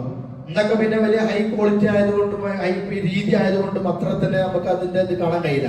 അപ്പൊ സൂര്യൻ ഇങ്ങനെ ഉദിച്ചു വരുന്നുണ്ടാവും. അപ്പൊ അടുപ്പിൽ നിന്ന് വരുന്ന പുകകള് ജനലിന്റെ ഉള്ളിൽ കൂടെ പുറത്തു ഇങ്ങനെ പോകുമ്പോ സൂര്യന്റെ വെളിച്ചം ഇങ്ങനെ വരുമ്പോ ഒരു പുക ഇങ്ങനെ ഒരു പിരിച്ചില്, ആ പിരിച്ചിന്റെ ഇടയിൽ കൂടെ ആണ് ചെറിയ ചെറിയ തരികള്, പിടിച്ചാൽ കിട്ടൊന്നുമില്ല. അതായത് വെളിച്ചം കെട്ട് വരുമ്പോ പുക അങ്ങോട്ട് പോകുമ്പോ ആരാണ് പുകയും വെളിച്ചം കൂടി കൂടുമ്പോ അതിന്റെ ഇടയിൽ കാണുന്ന ഒരു തരി കാണാം. തൊട്ടാ കിട്ടുന്നതല്ല, അതിന്റെ പേരാ ദർറത്ത്. എത്ര ചെറുതാണത്, അങ്ങനെ എത്ര ദർറത്തുകളുണ്ട്.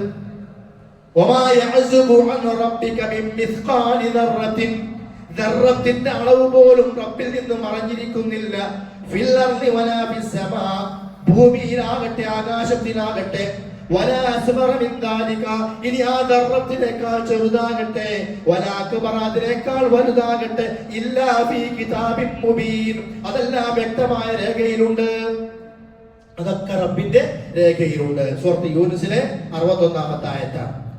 സൂറത്ത് ഹൂദിന്റെ 6-ാമത്തെ ആയത്ത്, വമാ മിൻ ദാബത്തിൻ ഫിൽ അർളി ഭൂമിയിലുള്ള ഏതൊരു ജീവിയും ഇല്ലാ അലല്ലാഹി റിസ്ഖുഹാ അതിന്റെ റിസ്ക് അള്ളാഹ് ഏറ്റെടുത്തതാണ്. ഇവിടെ അള്ളാഹ് വെച്ചും നമ്മളെല്ലാവരും തിന്നാണ്ട് പോവില്ല.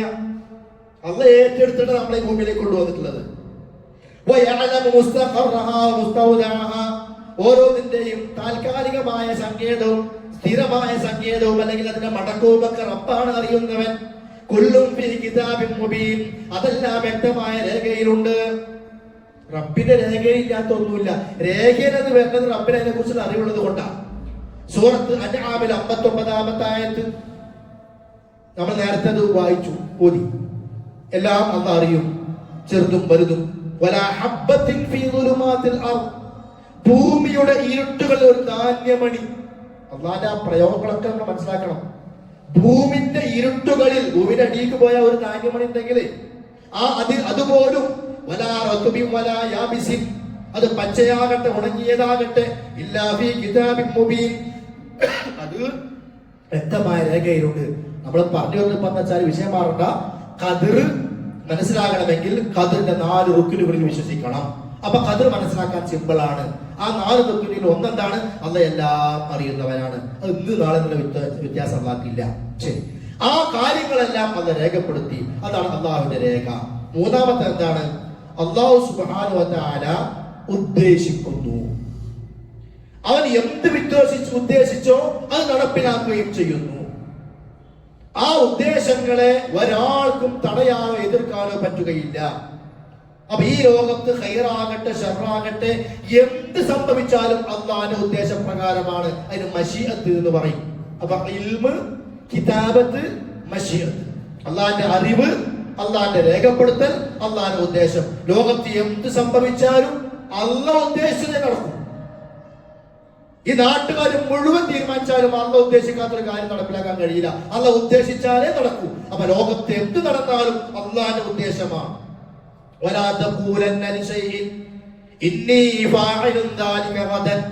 നാളെ ഒരു കാര്യം ഞാൻ ചെയ്യുമെന്ന് നിങ്ങളാരും പറയരുത്. ഇല്ല അള്ളാഹ് ഉദ്ദേശിച്ചാലല്ലാതെ. അള്ളാഹ് ഉദ്ദേശിച്ചാൽ നടക്കുമെന്ന് പറഞ്ഞിട്ടല്ലാണ്ട് ഒരു സംഗതി നിങ്ങൾ ആരും പറയാൻ പാടില്ല. കാരണം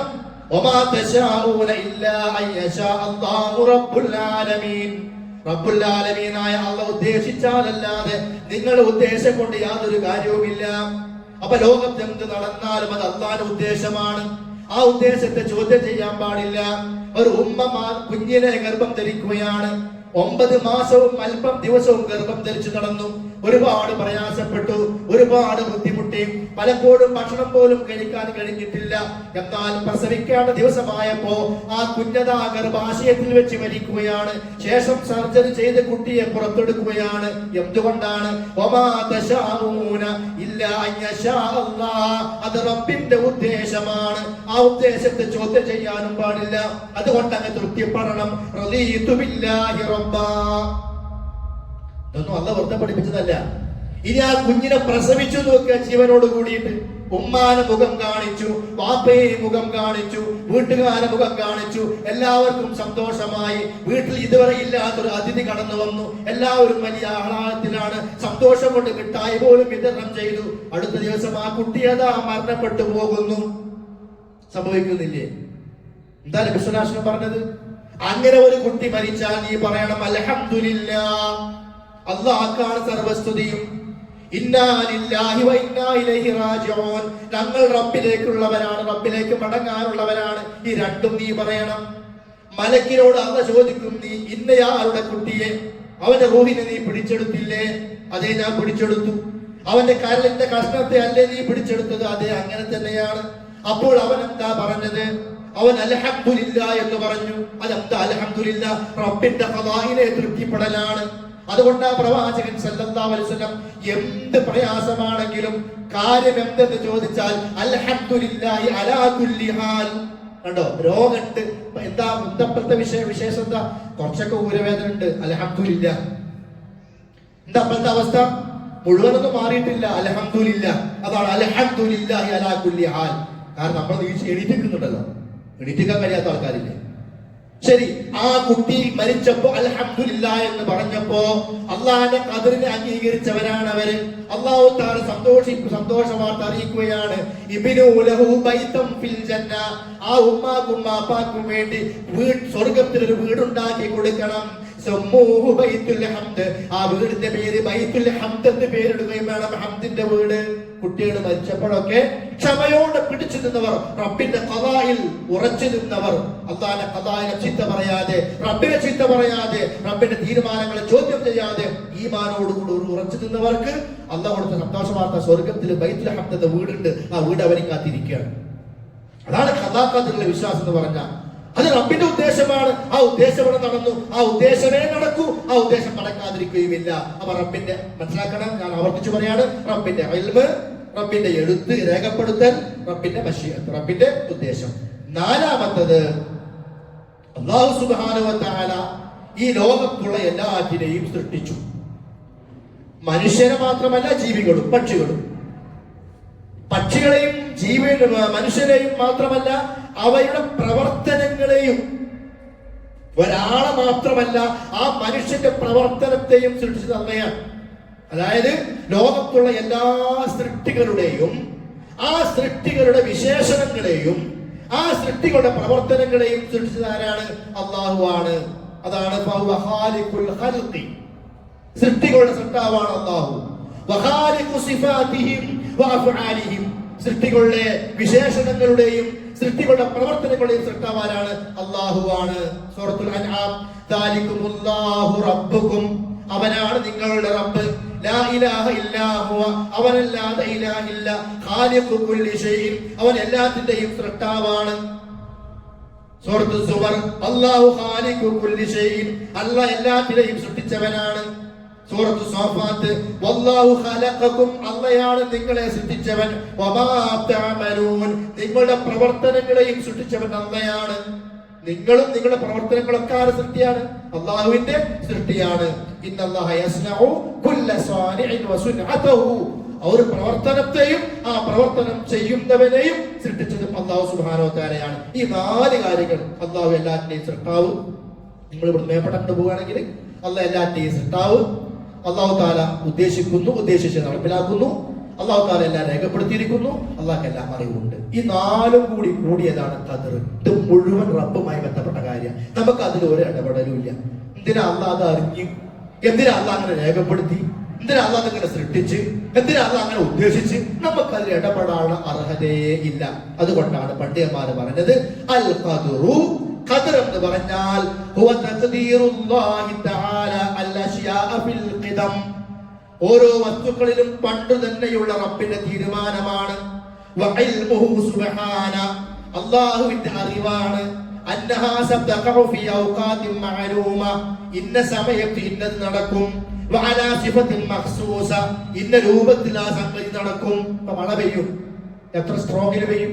അല്ലാഹുവിന്റെ ഇൽമും രേഖയാണത്. ചിലപ്പോ ഭയങ്കര മഴ പെയ്യും, ചിലപ്പോ ഒന്ന് പാറിപ്പോകും, നിങ്ങൾ ചാറ്റിപ്പോവും, ചിലപ്പോ വെറുതെ മഴ പോലെ വന്നോണ്ട് പോകും. ഇതൊക്കെ റബ്ബ് തീരുമാനിച്ചത് കൊണ്ടാ. വെറുതെ അപ്പൊ അങ്ങനെ വന്നു, ഇപ്പൊ എങ്ങനെ വന്നു, അങ്ങനെ വന്നതല്ല. ഇന്ന രൂപത്തിൽ ഇന്ന സമയത്ത് ഇന്ന അളവിൽ നടക്കുമെന്ന് റബ്ബിന്റെ അറിവുണ്ട്. പിന്നെയോ സുബ്ഹാനഹു ദാലിക, ആ അറിവെല്ലാം റബ്ബ് രേഖപ്പെടുത്തിയിട്ടുണ്ട്. അതെല്ലാം റബ്ബ് ഉദ്ദേശിക്കുകയും ചെയ്യുന്നു. അതെല്ലാം സംഭവിക്കുകയും ചെയ്യും. അലാ ഹസബി മാ ഖദ്ദറഹ, അല്ലാഹ് കണക്കാക്കിയതനുസരിച്ച് കൊണ്ട്. അതിനെല്ലാം അല്ലാഹ് സൃഷ്ടിക്കുകയും ചെയ്യും. അതൊക്കെ റബ്ബ് സൃഷ്ടിച്ചിട്ടുമാണ് ലോകത്തുണ്ടാകാൻ. ഞാൻ ഉണ്ടാകണമെങ്കിൽ അല്ലാഹ് സൃഷ്ടിക്കണം. എന്റെ പ്രവർത്തനങ്ങൾ നടക്കണമെങ്കിൽ ആ പ്രവർത്തനങ്ങളെയും അല്ലാഹു തആല സൃഷ്ടിക്കണം. അപ്പോ ഖദറിലുള്ള വിശ്വാസം, അത് ഇതാണ് പറഞ്ഞ എന്റെ ചുരുക്കം. ഇനി 1-2 കാര്യങ്ങൾ കൂടി. ഖദറിലുള്ള വിശ്വാസം പൂർത്തിയാകണമെങ്കിൽ ചില അനിവാര്യ കാര്യങ്ങൾ കൂടി വിശ്വസിക്കണം. ഇതിങ്ങനെ പറയുമ്പോ അള്ളാണ് ഉദ്ദേശിച്ചു, പിന്നെ മനുഷ്യനാണ് കെട്ടിയിട്ട് അങ്ങനെ അള്ളാഹ് ഉദ്ദേശിച്ച പോലെ, എന്നാ പിന്നെ മനുഷ്യൻ എന്തിനാ? പിന്നെ മനുഷ്യനോട് നന്മ ചെയ്യാൻ പറഞ്ഞ എന്തിനാ എന്ന ചില സംശയങ്ങളൊക്കെ വരുമല്ലോ. അതിനുള്ള പരിഹാരമാണ് എന്ത്? ഖദറിലുള്ള വിശ്വാസം പൂർത്തിയാകണമെങ്കിൽ മേൽ പറഞ്ഞ 4 കാര്യങ്ങൾക്കൊപ്പം ഒരു 2 കാര്യം കൂടി അടിസ്ഥാനപരമായി മനസ്സിലാക്കേണ്ടതാണ്. എന്താ? അല്ലാഹു തആല മനുഷ്യനും ഉദ്ദേശത്തിനുള്ള സ്വാതന്ത്ര്യം കൊടുത്തു. അല്ലാഹു മനുഷ്യന് ഉദ്ദേശിക്കാനുള്ള സ്വാതന്ത്ര്യം കൊടുത്തു, തെരഞ്ഞെടുക്കാനുള്ള സ്വാതന്ത്ര്യം കൊടുത്തു. ആ ഉദ്ദേശവും തെരഞ്ഞെടുപ്പും പ്രവർത്തിക്കാനുള്ള കഴിവും കൊടുത്തു. അതുകൊണ്ടല്ലേ കഴിവുള്ളവൻ നിന്ന് നമസ്കരിക്കണം, കഴിവില്ലാത്ത ഒരാൾ നിന്ന് നിസ്കരിക്കാവുന്ന പറഞ്ഞ നിങ്ങൾ പള്ളിയിലേക്ക് വരാൻ നിർബന്ധം പറഞ്ഞിട്ടുണ്ടെങ്കിൽ ഒരാളെ കഴിവും കൊടുത്തിട്ടുണ്ടാവും. ഒരാൾക്ക് കയ്യും കാലും ഇല്ല, അവരോട് അത് നിർബന്ധം പറഞ്ഞിട്ടില്ല, കാരണം അവർക്ക് കഴിവില്ല. മനസ്സിലായോ? അല്ലാഹ് ഒരു കാര്യം നിർബന്ധമായി കൽപ്പിച്ചിട്ടുണ്ടെങ്കിൽ അത് ചെയ്യാനും അത് തെരഞ്ഞെടുക്കുവാനുമുള്ള സ്വാതന്ത്ര്യവും കഴിവും അവകാശവും അല്ലാഹ് കൊടുത്തിട്ടുണ്ട്. യാ അയ്യുഹല്ലദീന ആമനൂ ഇദാ നൂദിയ ലിസ്സലാത്തി മിൻ യൗമിൽ ജുമുഅത്തി ഫസ്ഔ ഇലാ ദിക്രില്ലാഹി വദറുൽ ബൈഅ. വെള്ളിയാഴ്ച പള്ളിയിലെത്തണം വിശ്വാസികളെ എന്ന് പറഞ്ഞു. ഇനി ചില ആളുകൾക്ക് ഒഴിവുണ്ട്, ആ വെത്തൽ എല്ലാവർക്കും നിർബന്ധമാണ്. ഒരാൾ നാട്ടിലില്ല, ഓനെ എത്തിയേ പറ്റൂ എന്ന് പറഞ്ഞാലോ അത് അല്ലാഹ് പറയൂല. അപ്പൊ അല്ലാഹ് അവിടെ ഇഖ്തിയാർ കൊടുക്കുകയാണ്, സ്വാതന്ത്ര്യം കൊടുക്കുന്നുണ്ട്. നീ യാത്രക്കാരനാണോ, നീ കയറിക്കോളം നിർബന്ധമില്ല. രോഗിയാണ്, എണീറ്റ് വരാൻ വയ്യ, അല്ലാഹ് അവിടെ അവന് സ്വാതന്ത്ര്യം കൊടുത്തു, ഇഖ്തിയാറും കൊടുത്തു, മശീഅത്ത് കൊടുത്തു, അവൻ അല്ലാഹ് ഉദ്ദേശിക്കാനും കൊടുത്തു, കഴിവ് കൊടുത്തു. അപ്പൊ റബ്ബ് ഉദ്ദേശിക്കുന്നുണ്ട്, ആ ഉദ്ദേശം ഉണ്ടെങ്കിൽ തന്നെ നടക്കുള്ളൂ. എന്നാൽ മനുഷ്യനും അല്ലാഹ് ഉദ്ദേശിക്കാൻ കഴിവ് കൊടുത്തു. ഒരു നന്മ ചെയ്യാൻ പറയുമ്പോ ആ നന്മ ചെയ്യാനും ചെയ്യാതിരിക്കാനും കഴിവ് കൊടുത്തു. നീ ഖുർആൻ ഓത് എന്ന് പറഞ്ഞു, ഖുർആൻ ഓതാനുള്ള കഴിവ് കൊടുത്തു. ഖുർആൻ ഓതാനും ഓതാതിരിക്കാനും തെരഞ്ഞെടുക്കാനുള്ള സ്വാതന്ത്ര്യം കൊടുത്തു. എനിക്കിപ്പോ ഉദ്ദേശിക്കാൻ ഞാൻ പോകുന്നില്ല, അത് അന്ന് എനിക്ക് സ്വാതന്ത്ര്യം തന്നതുകൊണ്ടാണ്. മനസ്സിലായോ? എന്നാൽ ആ അള്ളാഹുവിന്റെ മനുഷ്യന്റെ ആ സ്വാതന്ത്ര്യം അള്ളാഹുവിന്റെ മശീഅത്തിന് ഉള്ളിലാണ്, പുറത്തേക്ക് പോകാൻ പറ്റൂല. അല്ലാഹ് ഉദ്ദേശിച്ചതിന് അപ്പുറം എനിക്ക് ഉദ്ദേശിക്കാൻ പറ്റൂല. അത് നമ്മുടെ ദുർബലതയാണ്. അത് റബ്ബിന്റെ അകമത്ത് കൊണ്ടുള്ള സംഗതിയാണ്. റബ്ബിന്റെ കീഴിൽ നമ്മൾ ഉള്ളത് കൊണ്ടാണ്. എന്നാൽ മനുഷ്യൻ അന്നത് കൊടുത്തു, ഉദ്ദേശം കൊടുത്തു, ഉദ്ദേശിക്കാനുള്ള കഴിവ് കൊടുത്തു, ചെയ്യാനുള്ള കഴിവ് കൊടുത്തു, ചെയ്യാതിരിക്കാനുള്ള കഴിവ് കൊടുത്തു. ഇതെല്ലാം കൊടുത്തിട്ടാണ് എന്ത് പറഞ്ഞത്? ഇന്നത് ചെയ്യണം, ഇന്ന് ചെയ്യരുത്. അല്ലാണ്ട് അള്ളാഹ് ഉദ്ദേശിച്ചത് കൊണ്ട് ഞാൻ കള്ളുടിച്ചു, അള്ളാഹ് ഉദ്ദേശിച്ചത് കൊണ്ട് ഞാൻ വ്യഭിചരിച്ചു എന്ന് പറയുന്ന അർത്ഥമല്ല. അതെന്ത് പറഞ്ഞു? വ്യഭിചരിക്കരുത്. അത് കൽപ്പന പാലിക്കൽ നിർബന്ധമാണ്. പോകാനും പോകാതിരിക്കാനും സ്വാതന്ത്ര്യം തന്നു, രണ്ടിനും കഴിവ് തന്നു. നീ ഏത് തെരഞ്ഞെടുക്കുന്നു? അത് റബ്ബിന്റെ വേറെ പരീക്ഷണമാണ്. ഖുർആൻ ലോകത്തിന് മുഴുവൻ ഉത്ബോധനമാണ്.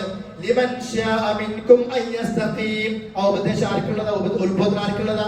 നേരെ ചൊവ്വേ നിലനിൽക്കാൻ ഉദ്ദേശിക്കുന്നവർക്ക്, അല്ലാത്തവര് വേണ്ട. അപ്പൊ മശിയത്ത് ഉദ്ദേശം മനുഷ്യനൊക്കെ കൊടുത്തിട്ടുണ്ട്.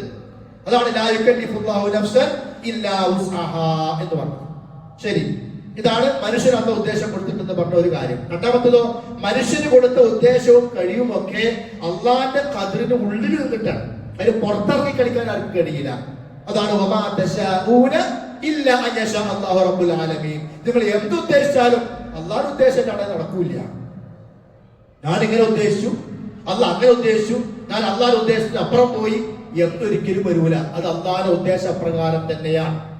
ആ ഉദ്ദേശത്തിന്റെ ഉള്ളിൽ നിന്നുകൊണ്ടാണ് നിങ്ങളുടെ ഉദ്ദേശവും നടക്കുന്നത്. അതാണ് വമാ തശാഊന ഇല്ലാ അൻ യശാ അല്ലാഹു റബ്ബുൽ ആലമീൻ. സൂറത്ത് തക്വീർ, സൂറത്ത് ഇൻസാൻ എന്ന് പറഞ്ഞല്ലോ. ഇന്ന ഹാദിഹി തദ്കിറ, ഈ ഖുർആൻ തദ്കിറയും ഉത്ബോധനവുമാണ്. ഫമൻ ശാഅ അത്തഖദ ഇലാ റബ്ബിഹി സബീലാ, റബ്ബിലേക്ക് വേണ്ടവർ ഒരു മാർഗം സ്വീകരിച്ചു കൊള്ളട്ടെ. വമാ തശാഊന ഇല്ലാ അൻ യശാ അല്ലാഹ്, അല്ലാഹ് ഉദ്ദേശിച്ചുകൊണ്ടല്ലാതെ നിങ്ങൾക്കും ഉദ്ദേശിക്കാൻ കഴിയില്ല. അതുകൊണ്ടാണ് നമ്മൾ ഇൻഷാ അല്ലാഹ് എന്ന് പറയുന്നത്. അതുകൊണ്ടാണ് റബ്ബിന്റെ തൗഫീഖ് വേണമെന്ന് പറയുന്നത്. അതുകൊണ്ടാണ് റബ്ബെ തൗഫീഖ് തന്നെ എന്ന് പറയുന്നത്. നമുക്ക് എന്ത് ഉദ്ദേശം ഉണ്ടെങ്കിലും അള്ളാഹുടെ തൗഫീഖ് ആ വിഷയത്തിൽ വേണം. അള്ളാഹ് ഉദ്ദേശിക്കണം. അപ്പൊ റബ്ബിനോട് അതിനു വേണ്ടി പ്രവർത്തിക്കണം. ഇന്നല്ലാഹ കാന അലീമൻ ഹകീമാ, അള്ളാഹ് എല്ലാം അറിയുന്നവനാണ്, യുക്തിമാനാണ്. ഇതൊക്കെയാണ് ഖദറിൽ നമ്മൾ ആ വിഷയത്തിൽ അറിഞ്ഞിരിക്കേണ്ടത്. ഇനി ഖദറിൽ അനാവശ്യ ചിന്തകൾ പാടില്ല. അതുകൂടി പറഞ്ഞ് അവസാനിപ്പിക്കാം. പിന്നെ നമുക്ക് എന്തെങ്കിലും സംശയങ്ങൾ ഉണ്ടെങ്കിൽ നമുക്ക് ചർച്ച ചെയ്യാം. ഖദറിൽ അനാവശ്യ ചിന്തകൾ പാടില്ല. അത് അനാവശ്യ ചിന്ത എന്ന് പറഞ്ഞാൽ ഓവർ ചിന്ത പാടില്ല. അത് പിഴവിന് കാരണമായി തീരും.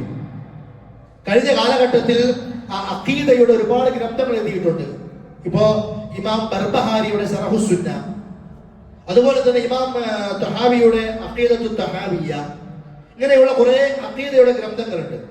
അതിലൊക്കെ ഖദറുമായി ബന്ധപ്പെട്ട് പറയുമ്പോൾ ഇമാം തഹാവി പറയാം, കേട്ടോളൂ.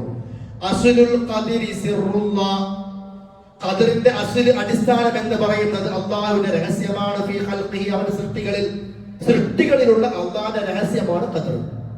ലം യബ്തലി അലാ ദാലിക മലക്കുൻ മുഖറബുൻ, ഒരു മുഖറബായ മലക്കിന് പോലും ആ ഖദറിനെ കുറിച്ചുള്ള അറിവില്ല. മലക്കിന് പോലും അറിയില്ല നാളെ എന്താണ്. ആ മലക്ക് മുഖറബാണ്, റബ്ബിലേക്ക് ഏറ്റവും അടുത്ത മലക്കാണ്. എന്നാലും മലക്കിന് പോലും അറിയില്ല നാളെ എന്ത്. അതാ വലാ നബിയ്യുൻ മുർസൽ, ഒരു നബിക്കും ആ ഖദർ അറിയില്ല. വത്തഹഖഖു വന്നദറു ഫീ ദാലിക ദരിഅത്തുൽ ഖദ്ലാൻ, ഖദറിലുള്ള ആഴമേറിയ ചിന്തകളും അന്വേഷണങ്ങളും പരാജയത്തിന്റെ മാർഗങ്ങളാണ്. വസുല്ലമുൽ ഹിർമാൻ, നഷ്ടത്തിന്റെ കോടിപ്പടികളാണ്. വദറജത്തുൽ തുഗ്യാൻ, തകർച്ചയുടെ പടികളാണ്. എന്ന് പറഞ്ഞാൽ ഖദറിന്റെ ഉള്ളിലേക്ക് വല്ലാണ്ട് ഇറങ്ങിയാൽ അത് തകർച്ചയാണ്, നഷ്ടമാണ്, പരാജയമാണ്. അതുകൊണ്ട് ജാഗ്രത, ജാഗ്രത മിൻ ദാലിക, ഈ ഖദറിന്റെ വിഷയത്തിൽ നദറം വഫിക്റം വസ്വസതൻ, ചിന്തയായും ആലോചനയായും വസ്വാസായും പലതും നിന്റെ മനസ്സിലേക്ക് വരും, സൂക്ഷിച്ചോ. കാരണം അല്ലാഹു തആല തവാ ഇൽമൽ ഖദരി അൻ അനാമിഹി, എല്ലാ സൃഷ്ടികളിൽ നിന്നും അല്ലാഹ് ഈ ഖദറിന്റെ ഇൽമിനെ മറച്ചു വെച്ചു. എന്തുകൊണ്ടത് അങ്ങനെ? അല്ലാഹ്ക്കേ അറിയുള്ളൂ. എന്തുകൊണ്ടത് ഇങ്ങനെ? അല്ലാഹ്ക്കേ അറിയുള്ളൂ. നാളെ എന്ത്? അത് ഖദറാണ്, അത് അല്ലാഹ്ക്കേ അറിയുള്ളൂ. അല്ലാഹ് ആർക്കും പറഞ്ഞു കൊടുത്തിട്ടില്ല. വനഹാഹും അൻ മറാമിഹി, അതിന്റെ ലക്ഷ്യങ്ങളിൽ തൊട്ട് അല്ലാഹ് അവരെ നിരോധിക്കുകയും ചെയ്തു. കമാ ഖാല അല്ലാഹ്, അല്ലാഹ് പറഞ്ഞതുപോലെ ലാ യുസ്അലു അമ്മാ യഫ്അൽ, അല്ലാഹുവിന്റെ പ്രവർത്തനത്തെ നിങ്ങൾ ചോദ്യം ചെയ്യാൻ പാടില്ല. വഹും യുസ്അലൂൻ, ഇങ്ങോട്ട് അല്ലാഹ് നമ്മോട് ചോദിക്കും. നീ എന്തിനാണ് അങ്ങനെ ചെയ്തു? നീ എന്തിന് ഇങ്ങനെ ചെയ്തു? അല്ലാഹുവിന്റെ ചോദ്യമുണ്ട്. അള്ളാഹിനോട് നീ എന്തിനാ അങ്ങനെ ചെയ്ത്, നീ എന്തിനാ അങ്ങനെ തീരുമാനിച്ചു, നീ എന്തിനാ എങ്ങനെ രേഖപ്പെടുത്തി എന്ന് ചോദിക്കാൻ പാടില്ല. അപ്പോ അല്ലാഹു സുബ്ഹാനഹു വ തആല എന്താണ്? അതെല്ലാം രേഖപ്പെടുത്തി. അങ്ങോട്ട് ചോദ്യം ചെയ്യാൻ പാടില്ല. ഫമൻ സഅല, ഒരാൾ ചോദിക്കുകയാണ്, ലിമ ഫഅല, എന്തിനാ റബ്ബ് അങ്ങനെ ചെയ്തത് എന്ന് ചോദിച്ചാൽ, ഫഖദ റബ്ബ ഹുക്മൽ കിതാബ്, അല്ലാഹുവിന്റെ വേദഗ്രന്ഥത്തിലെ നിയമത്തെ അവർ തള്ളിക്കളയുകയാണ്, അല്ലെങ്കിൽ അല്ലാഹുവിന്റെ രേഖയെ അവർ നിഷേധിക്കുകയാണ്. ഇതാണ് പണ്ഡിതന്മാർ പറഞ്ഞത്. ഒരു ഉദാഹരണം കൂടി വായിക്കാം. ഇമാം ബർബഹാരി ശറഹ് സുന്നയിൽ പറയാം, അതേപോലെ ഇമാം നവവി അദ്ദേഹത്തിന്റെ ശറഹ് മുസ്ലിമില്, അതേപോലെ പിന്നെ വേറെ പല പണ്ഡിതന്മാരും പലതും വിശദീകരിച്ചിട്ടുണ്ട്. ഇമാം ബർബഹാരി പറയാണ്, അൽ കലാമു വൽ ജദലു വൽ ഖുസൂമത്തു ഫിൽ ഖദരി ഖാസത്തുൻ മൻഹിയുൻ ഇൻദ ജമീഇൽ ഫഖഹ്. അഹ്ലു സുന്നയുടെ എല്ലാ പല വിഭാഗങ്ങളുണ്ട്, അവരുടെ അടുക്കലൊക്കെ ഖദറിലുള്ള തർക്കവും ചോദ്യം ചെയ്യലുകളും സംസാരങ്ങളും അമിത വാക്കുകളും നിരോധിക്കപ്പെട്ടതാണ്. കാരണം ഖദർ അല്ലാഹുവിന്റെ രഹസ്യമാണ്, നമുക്കതിൽ ഇടപെടലേ ഇല്ല. നബിമാരെ പോലും അന്ന് നിരോധിച്ചിട്ടുണ്ട് അനിൽ കലാമി ഫിൽ ഖദർ, ഖദറിനെ കുറിച്ച് സംസാരിക്കുന്ന വിഷയത്തിൽ. അതിനെ എതിർത്ത് സംസാരിക്കുക, ചോദ്യം ചെയ്യുക, വ്യാഖ്യാനങ്ങളിലേക്ക് പോവുക, അതിന് അല്ലാഹ് നിരോധിച്ചിട്ടുണ്ട്. അല്ലാഹുവിന്റെ പ്രവാചകനും നിരോധിച്ചിട്ടുണ്ട് അനിൽ ഖുസൂമത്തി ഫിൽ ഖദർ, ഖദറിൽ തർക്കിക്കുന്നതിനെ കുറിച്ച്. പണ്ഡിതന്മാരും അത് മക്രൂഹായി കണ്ടിട്ടുണ്ട്. ഭയഭക്തിയുള്ള മുൻഗാമികളായ ആളുകളും അങ്ങനെ തന്നെ കണ്ടിട്ടുണ്ട്. അവരൊക്കെ നിരോധിച്ചു അനിൽ ജിദാൽ ഫിൽ ഖദർ, ഖദറിന്റെ കാര്യത്തിൽ തർക്കിക്കാൻ പോകാൻ പാടില്ല. അല്ലാഹ് എന്ത് പറഞ്ഞോ, എന്ത് നടപ്പിലാക്കിയോ അത് അങ്ങോട്ട് സ്വീകരിക്കുക, അംഗീകരിക്കുക. വൽ ഇഖ്റാർ, അത് ഉൾക്കൊള്ളുക, സമ്മതിക്കുക. വൽ ഈമാൻ, അതിൽ വിശ്വസിക്കുക. പിന്നെ നബി സല്ലല്ലാഹു അലൈഹി വസല്ലം എന്ത് പറഞ്ഞോ അതൊക്കെ വിശ്വസിക്കുക. വതസ്കുതു അമ്മാ സിവാ ദാലിക, ബാക്കിയുള്ളതൊക്കെ മിണ്ടാണ്ടിരിക്കുക. ഇതാണ് ഖദറിന്റെ വിഷയത്തിൽ വേണ്ടത്. ഇനി സഹോദരന്മാരെ, ഈ ഖദറിലുള്ള വിശ്വാസം കൊണ്ട് നമുക്ക് ലഭിക്കുന്ന ഒന്ന് രണ്ട് ഗുണങ്ങൾ അതുകൂടി പറഞ്ഞിട്ട് നമുക്ക് അവസാനിപ്പിക്കാം. എന്താണെന്നറിയോ? നേരത്തെ പറഞ്ഞല്ലോ, എന്ത് മുസീബത്ത് ബാധിച്ചാലും അള്ളാഹുവിന്റെ തീരുമാനമാണ്, അത് എഴുതി വെച്ചിട്ടുണ്ട്. അത് അള്ളാഹ്ക്ക് എളുപ്പമെന്ന് പറഞ്ഞു. അതിനുശേഷം ആയത്തെന്താണെന്നറിയോ? നിങ്ങൾക്ക് എന്തെങ്കിലും നഷ്ടപ്പെട്ടാൽ നിങ്ങൾ നിരാശപ്പെടാതിരിക്കാൻ വേണ്ടിയാണ്. ഒരു 10-15 ലക്ഷം റുപ്യ കിട്ടുന്ന ബിസിനസ്, അതാണ് പോയി, ഞാൻ ഇടപെടേണ്ട പോലെ ഇടപെട്ടില്ല, എത്തേണ്ടോടത്ത് എത്തിയില്ല, അങ്ങനെ ആയിരുന്നെങ്കിൽ, ഇങ്ങനെ പോയിരുന്നെങ്കിൽ എന്നൊക്കെ പറയും. കിട്ടൂല, അത് കിട്ടാനുള്ളതല്ല. അപ്പൊ അതിന്റെ പേര് നിരാശ വേണ്ട. ഞാൻ അന്നേ ഇടപെട്ടിരുന്നെങ്കിൽ ആ വണ്ടി കിട്ടിയിരുന്നു, അല്ല ഇങ്ങനെ ആയിരുന്നെങ്കിൽ ഇങ്ങനെ അത് നടത്തിയിരുന്നു. ഇതൊക്കെ നമ്മൾ പറഞ്ഞതാണ്. എന്തെങ്കിലും നഷ്ടപ്പെടുമ്പോ അല്ലാഹ് പറയാ, നഷ്ടപ്പെട്ടതിൽ നിരാശ വേണ്ട. കാരണം അന്നാണ് തീരുമാനം, അങ്ങനെ അത് അങ്ങനെ നടക്കൂ. അപ്പൊ എന്ത് നഷ്ടപ്പെട്ടാലും, നമ്മൾ ആഗ്രഹിച്ച എന്ത് നഷ്ടപ്പെട്ടാലും നിരാശപ്പെടണ്ട. വലാ തഫറഹു ബിമാ ആതാകും. ഇനി എന്തെങ്കിലും മറ്റുള്ളവരില്ലാത്ത നമുക്ക് കിട്ടിയിട്ടുണ്ടെങ്കിലോ, ഞാൻ ആരാ അങ്ങനെ പറയണ്ട. എന്റെ കഴിവ്, എന്റെ അറിവ്, കോളറൊക്കെ പിടിക്കണ ഒരു കോലുണ്ടല്ലോ, ഞാനാരാ, എനിക്ക് ആരുമല്ല. അത് അല്ലാഹുവിന്റെ തീരുമാനം അങ്ങനെയാണ്. അപ്പൊ കിട്ടാത്തതിൽ നിരാശയും വേണ്ട, കിട്ടിയതിൽ അഹങ്കാരവും വേണ്ട. അതിനാണ് ഖദർ പഠിപ്പിക്കുന്നത്. മനസ്സിലായോ? അപ്പൊ ജീവിതം എത്ര സന്തോഷകരമാവും, ജീവിതം എത്ര ആനന്ദദായകമാവും. നമ്മളെ ഒരാൾ കുട്ടിയെ മരിച്ചു, കുറച്ച് കഴിഞ്ഞപ്പം അടുത്ത കുട്ടി മരിച്ചു, അല്ലേ? അല്ലാഹു റസൂൽ നോക്കി നിങ്ങൾ സല്ലല്ലാഹു അലൈഹി വസല്ലം, അബ്ദുള്ള, ഇബ്രാഹിം, ഖാസിം എല്ലാവരും മരിച്ചു. ആരുമില്ല. മരിക്കുമ്പോ തന്നെ വാപ്പല്ല. കുറച്ച് കഴിഞ്ഞപ്പോ വിലാപണം മരിച്ചു, പിന്നെ കുറച്ച് കഴിഞ്ഞപ്പോ ഉമ്മ മരിച്ചു, പിന്നെ കുറച്ച് കഴിഞ്ഞപ്പോ അബൂ ത്വാലിബ് മരിച്ചു, പിന്നെ കുറച്ച് കഴിഞ്ഞപ്പോ ഭാര്യ മരിച്ചു, 2 ഭാര്യമാർ ജീവിച്ചിരിക്കും മരിച്ചു, പേരക്കുട്ടി മരിക്കണം. ഇതൊക്കെ പ്രവാചകന്റെ ജീവിതത്തിലൂടെ അല്ലാഹു നമുക്ക് കാണിച്ചതല്ലേ? ഒറ്റപ്പെടലുകൾ. യൂസുഫ് എന്ന പ്രവാചകൻ എത്ര ഒറ്റപ്പെട്ട്, കൊല്ലങ്ങളോളം കിണറ്റിൽ കുറെ ദിവസം, ജയിലിൽ കുറെ ദിവസം, കൊട്ടാരത്തിൽ കുറെ, പിന്നെ വേറെ സ്ഥലത്ത്. ഇതൊക്കെ ജീവിതങ്ങളല്ലേ? അപ്പുറത്തൊരു വാപ്പ കരഞ്ഞുകൊണ്ടിരിക്കുക, കരഞ്ഞ് കണ്ടു വെളുത്തു പോയി. അത് സ്വാഭാവികമായി മനസ്സിലുണ്ടാകുന്നത് റബ്ബിന്റെ ഖദർ. എന്നിട്ടും യാക്കൂബ് നബി എന്താ പറഞ്ഞത്? നിങ്ങൾ ചെല്ല്, യൂസുഫിന് സഹോദരനെ നിങ്ങൾ തെരഞ്ഞു പിടിക്കുക, അന്വേഷിക്ക്. നിങ്ങൾ നിരാശപ്പെടരുത്. അല്ലാഹുവിന്റെ റൗഹ്, അല്ലാഹുവിന്റെ റഹ്മത്ത്. അപ്പോ ജീവിതത്തിൽ എന്ത് സംഭവിച്ചാലും അത് റബ്ബിന്റെ തീരുമാനം, എന്ത് കിട്ടിയാലും അത് റബ്ബിന്റെ തീരുമാനം. അതുകൊണ്ട് അഹങ്കാരവും വേണ്ട, നിരാശയും വേണ്ട. നിരാശയില്ലാതെ അഭിമാനത്തോടെ സന്തോഷത്തോടെ വിശ്വാസിക്ക് നടക്കാൻ പ്രേരിപ്പിക്കുന്ന ഘടകമാണ് ഖദറിലുള്ള വിശ്വാസം. അഹങ്കാരമില്ലാതെ പൊങ്ങച്ചമില്ലാതെ ഭൂമിയിൽ നടക്കാൻ മനുഷ്യൻ സഹായിക്കുന്ന ഘടകമാണ് ഖദറിലുള്ള വിശ്വാസം. കാരണം വല്ലാഹു ലാ യുഹിബ്ബു കുല്ല മുഖ്താലിൻ ഫഖൂർ, ദുരഭിമാനികളെ, പൊങ്ങച്ചക്കാരെ, അഹങ്കാരികളെ അല്ലാഹു ഇഷ്ടമില്ല. പിന്നെ എന്ത് കിട്ടിയാലും കിട്ടിയത് കൊണ്ട് തൃപ്തിപ്പെടാനുള്ള ഒരു മനസ്സ്, അത് ഖദാഇന്റെ മറ്റൊരു ഗുണമാണ്. അതാ ഇത് നമ്മൾ രണ്ടാളൊരു പണിക്കിറങ്ങി, ഒരുത്തിന് 10,000 കിട്ടി, എനിക്ക് 5,000 കിട്ടി. പിന്നെ ഓരോട് ഭയങ്കര ദേഷ്യം, ഓരോട് വെറുപ്പ്, അസൂയ, പക. അതിന്റെ ആവശ്യമില്ലാതെ അന്ന് അവർക്ക് അങ്ങനെ കണക്കാക്കി, എനിക്ക് അന്ന് അങ്ങനെ കണക്കാക്കി. അതിന്റെ അപ്പുറമില്ല. ഇനിയിപ്പോ ഞാൻ എന്ത് ബുദ്ധി പറഞ്ഞാലും എനിക്ക് കണക്കാക്കാത്തത് കിട്ടൂലല്ലോ. അന്ന് ഉദ്ദേശിച്ചിട്ടില്ല, അന്ന് രേഖപ്പെടുത്തിയിട്ടില്ല. അങ്ങനെ ഒരു സംഗതി അള്ളാന്റെ അറിവിലില്ല. അള്ളാന്റെ അറിവിൽ ലോകത്തുള്ള എല്ലാ കാര്യമുണ്ട്. അതില്ലാണ്ട് ഒരു കാര്യം നടക്കൂല. പിന്നെ എനിക്കത് രേഖപ്പെടുത്താത്തതാണ്, എന്റെ കാര്യത്തിൽ അന്ന് തീരുമാനിക്കാത്തതാണ്, എന്റെ കാര്യത്തിൽ അന്ന് സൃഷ്ടിക്കാത്തതാണ്. ഖദറിന്റെ 4 റുക്കിന് പറഞ്ഞല്ലോ, അതൊന്നും അവിടെ ഇല്ലെങ്കിൽ പിന്നെ ഞാൻ എത്ര തലകുത്തി പറഞ്ഞിട്ടെന്താ? ഞാൻ എന്തിനാ പിന്നെ വെറുതെ അസൂയ കാണിക്കണത്? ഒരാൾക്ക് എന്തെങ്കിലും നേര് കിട്ടിയാൽ അസൂയ കാണിക്കണ്ട. അസൂയ കാണിച്ചാൽ അത് പോകുന്നത് റബ്ബിലേക്കാണ്. റബ്ബെന്താ അവന് തോനെ കൊടുത്ത് എന്നുള്ള ചോദ്യമാണ് മനസ്സിൽ വരുന്നത്. അത് പുറത്തേക്ക് വരുന്നില്ല എന്ന് മാത്രം. അതിന്റെ അർത്ഥം എന്താണ് മനസ്സിലായോ? അപ്പൊ നമുക്ക് എന്തെങ്കിലും കുറച്ച് കിട്ടിയാൽ, ആ കുറച്ച് കിട്ടിയാലും അതിൽ ഒരു സന്തോഷം. അതെന്താ? അല്ലാഹു റസൂൽ പറഞ്ഞു, അല്ലാഹു എന്ത് നിനക്ക് തീരുമാനിച്ചിട്ടുണ്ടോ, വീതിച്ചിട്ടുണ്ടോ, അതിൽ നീ തൃപ്തിപ്പെടണം. നീ ഏറ്റവും വലിയ ധന്യനായി തീരും. അല്ലാഹു തന്നത് അത് തന്നല്ലോ, ഇതുണ്ടല്ലോ അല്ലെ? നമ്മുടെ വീട്ടിൽ 2 തെങ്ങുണ്ട്, അപ്പുറത്തെ തെങ്ങിലും 2 തെങ്ങുണ്ട്. നമ്മുടെ തെങ്ങ് നമ്മുടെ ഭാര്യനെ ഒരു കാര്യമില്ല. അപ്പുറത്തെ തെങ്ങിന് ഇഷ്ടം പോലെ തേങ്ങയുണ്ട്. അവന് കൊടുക്കണ വെള്ളം, ഞാനും കൊടുക്കണ വെള്ളം. എന്നാ അവന്റെ കാട്ടിൽ മാട്ടം ഞാനാ കൊടുത്തത്, ഒരു കാര്യമില്ല. അതാണ് തീരുമാനം പോലെ. അത് ഏത് കാര്യത്തിലും അങ്ങനെ തന്നെയാണ്. അപ്പോ എന്ത് കുറച്ചാണെങ്കിലും അതിലങ്ങോട്ട് തൃപ്തിപ്പെടുക. ഇത് ഖദറിന്റെ വിശ്വാസം കൊണ്ടുള്ള ഗുണങ്ങളാണ്. പിന്നെ മൂന്നാമത്തേതാണ് നമ്മുടെ ഹൃദയങ്ങളെ ബാധിക്കുന്ന കുറെ രോഗങ്ങളുണ്ടല്ലോ. ചില വ്യക്തികളോടുള്ള അസൂയയും വിദ്വേഷവും പകയും. ചില ആളുകളുടെ വളർച്ച കാണുമ്പോൾ അവന്റെ കച്ചവടത്തിൽ അവന്റെ വളർച്ച, അവന്റെ ഇടപെടൽ അവന്റെ വളർച്ച, ഇതൊക്കെ കാണുമ്പോൾ നമുക്കൊരു ഇടങ്ങറ്. ആ ഇടങ്ങറിന്റെ ആവശ്യമില്ല. കാരണം ആ വളർച്ച അല്ലാഹുവിന്റെ തീരുമാനമാണ്.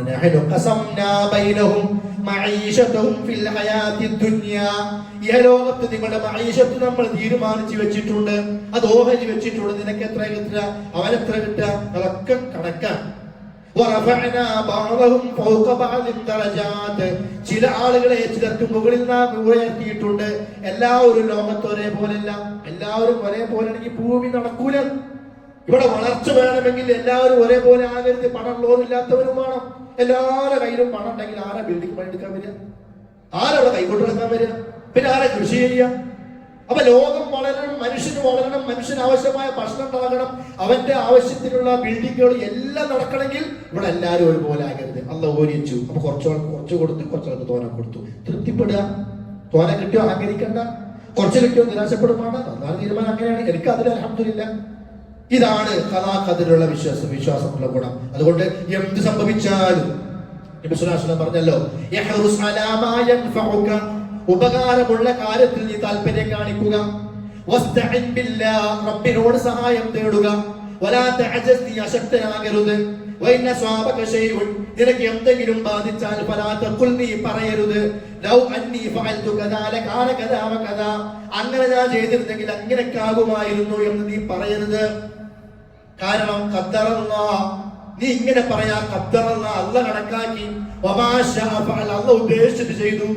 അല്ലാണ്ട് ഞാൻ അങ്ങനെ ചെയ്തിരുന്നെങ്കിൽ ഇങ്ങനെ കിട്ടുമായിരുന്നു, ഞാൻ അതേ പോയോണ്ടല്ല ഇതിന് പെട്ടത്, ഇതേ പോയോണ്ടല്ല അതിന് പെട്ടത്, അങ്ങനെ ഒന്നും പറയേണ്ട. അത് പോയത് പോയി, പെട്ടത് പെട്ടു. ഇനി പോകാതിരിക്കാം, അത്ര ചെയ്യാനുള്ളൂ. പോയതിനെ കുറിച്ച് പിന്നെ പറഞ്ഞ കാര്യമില്ല.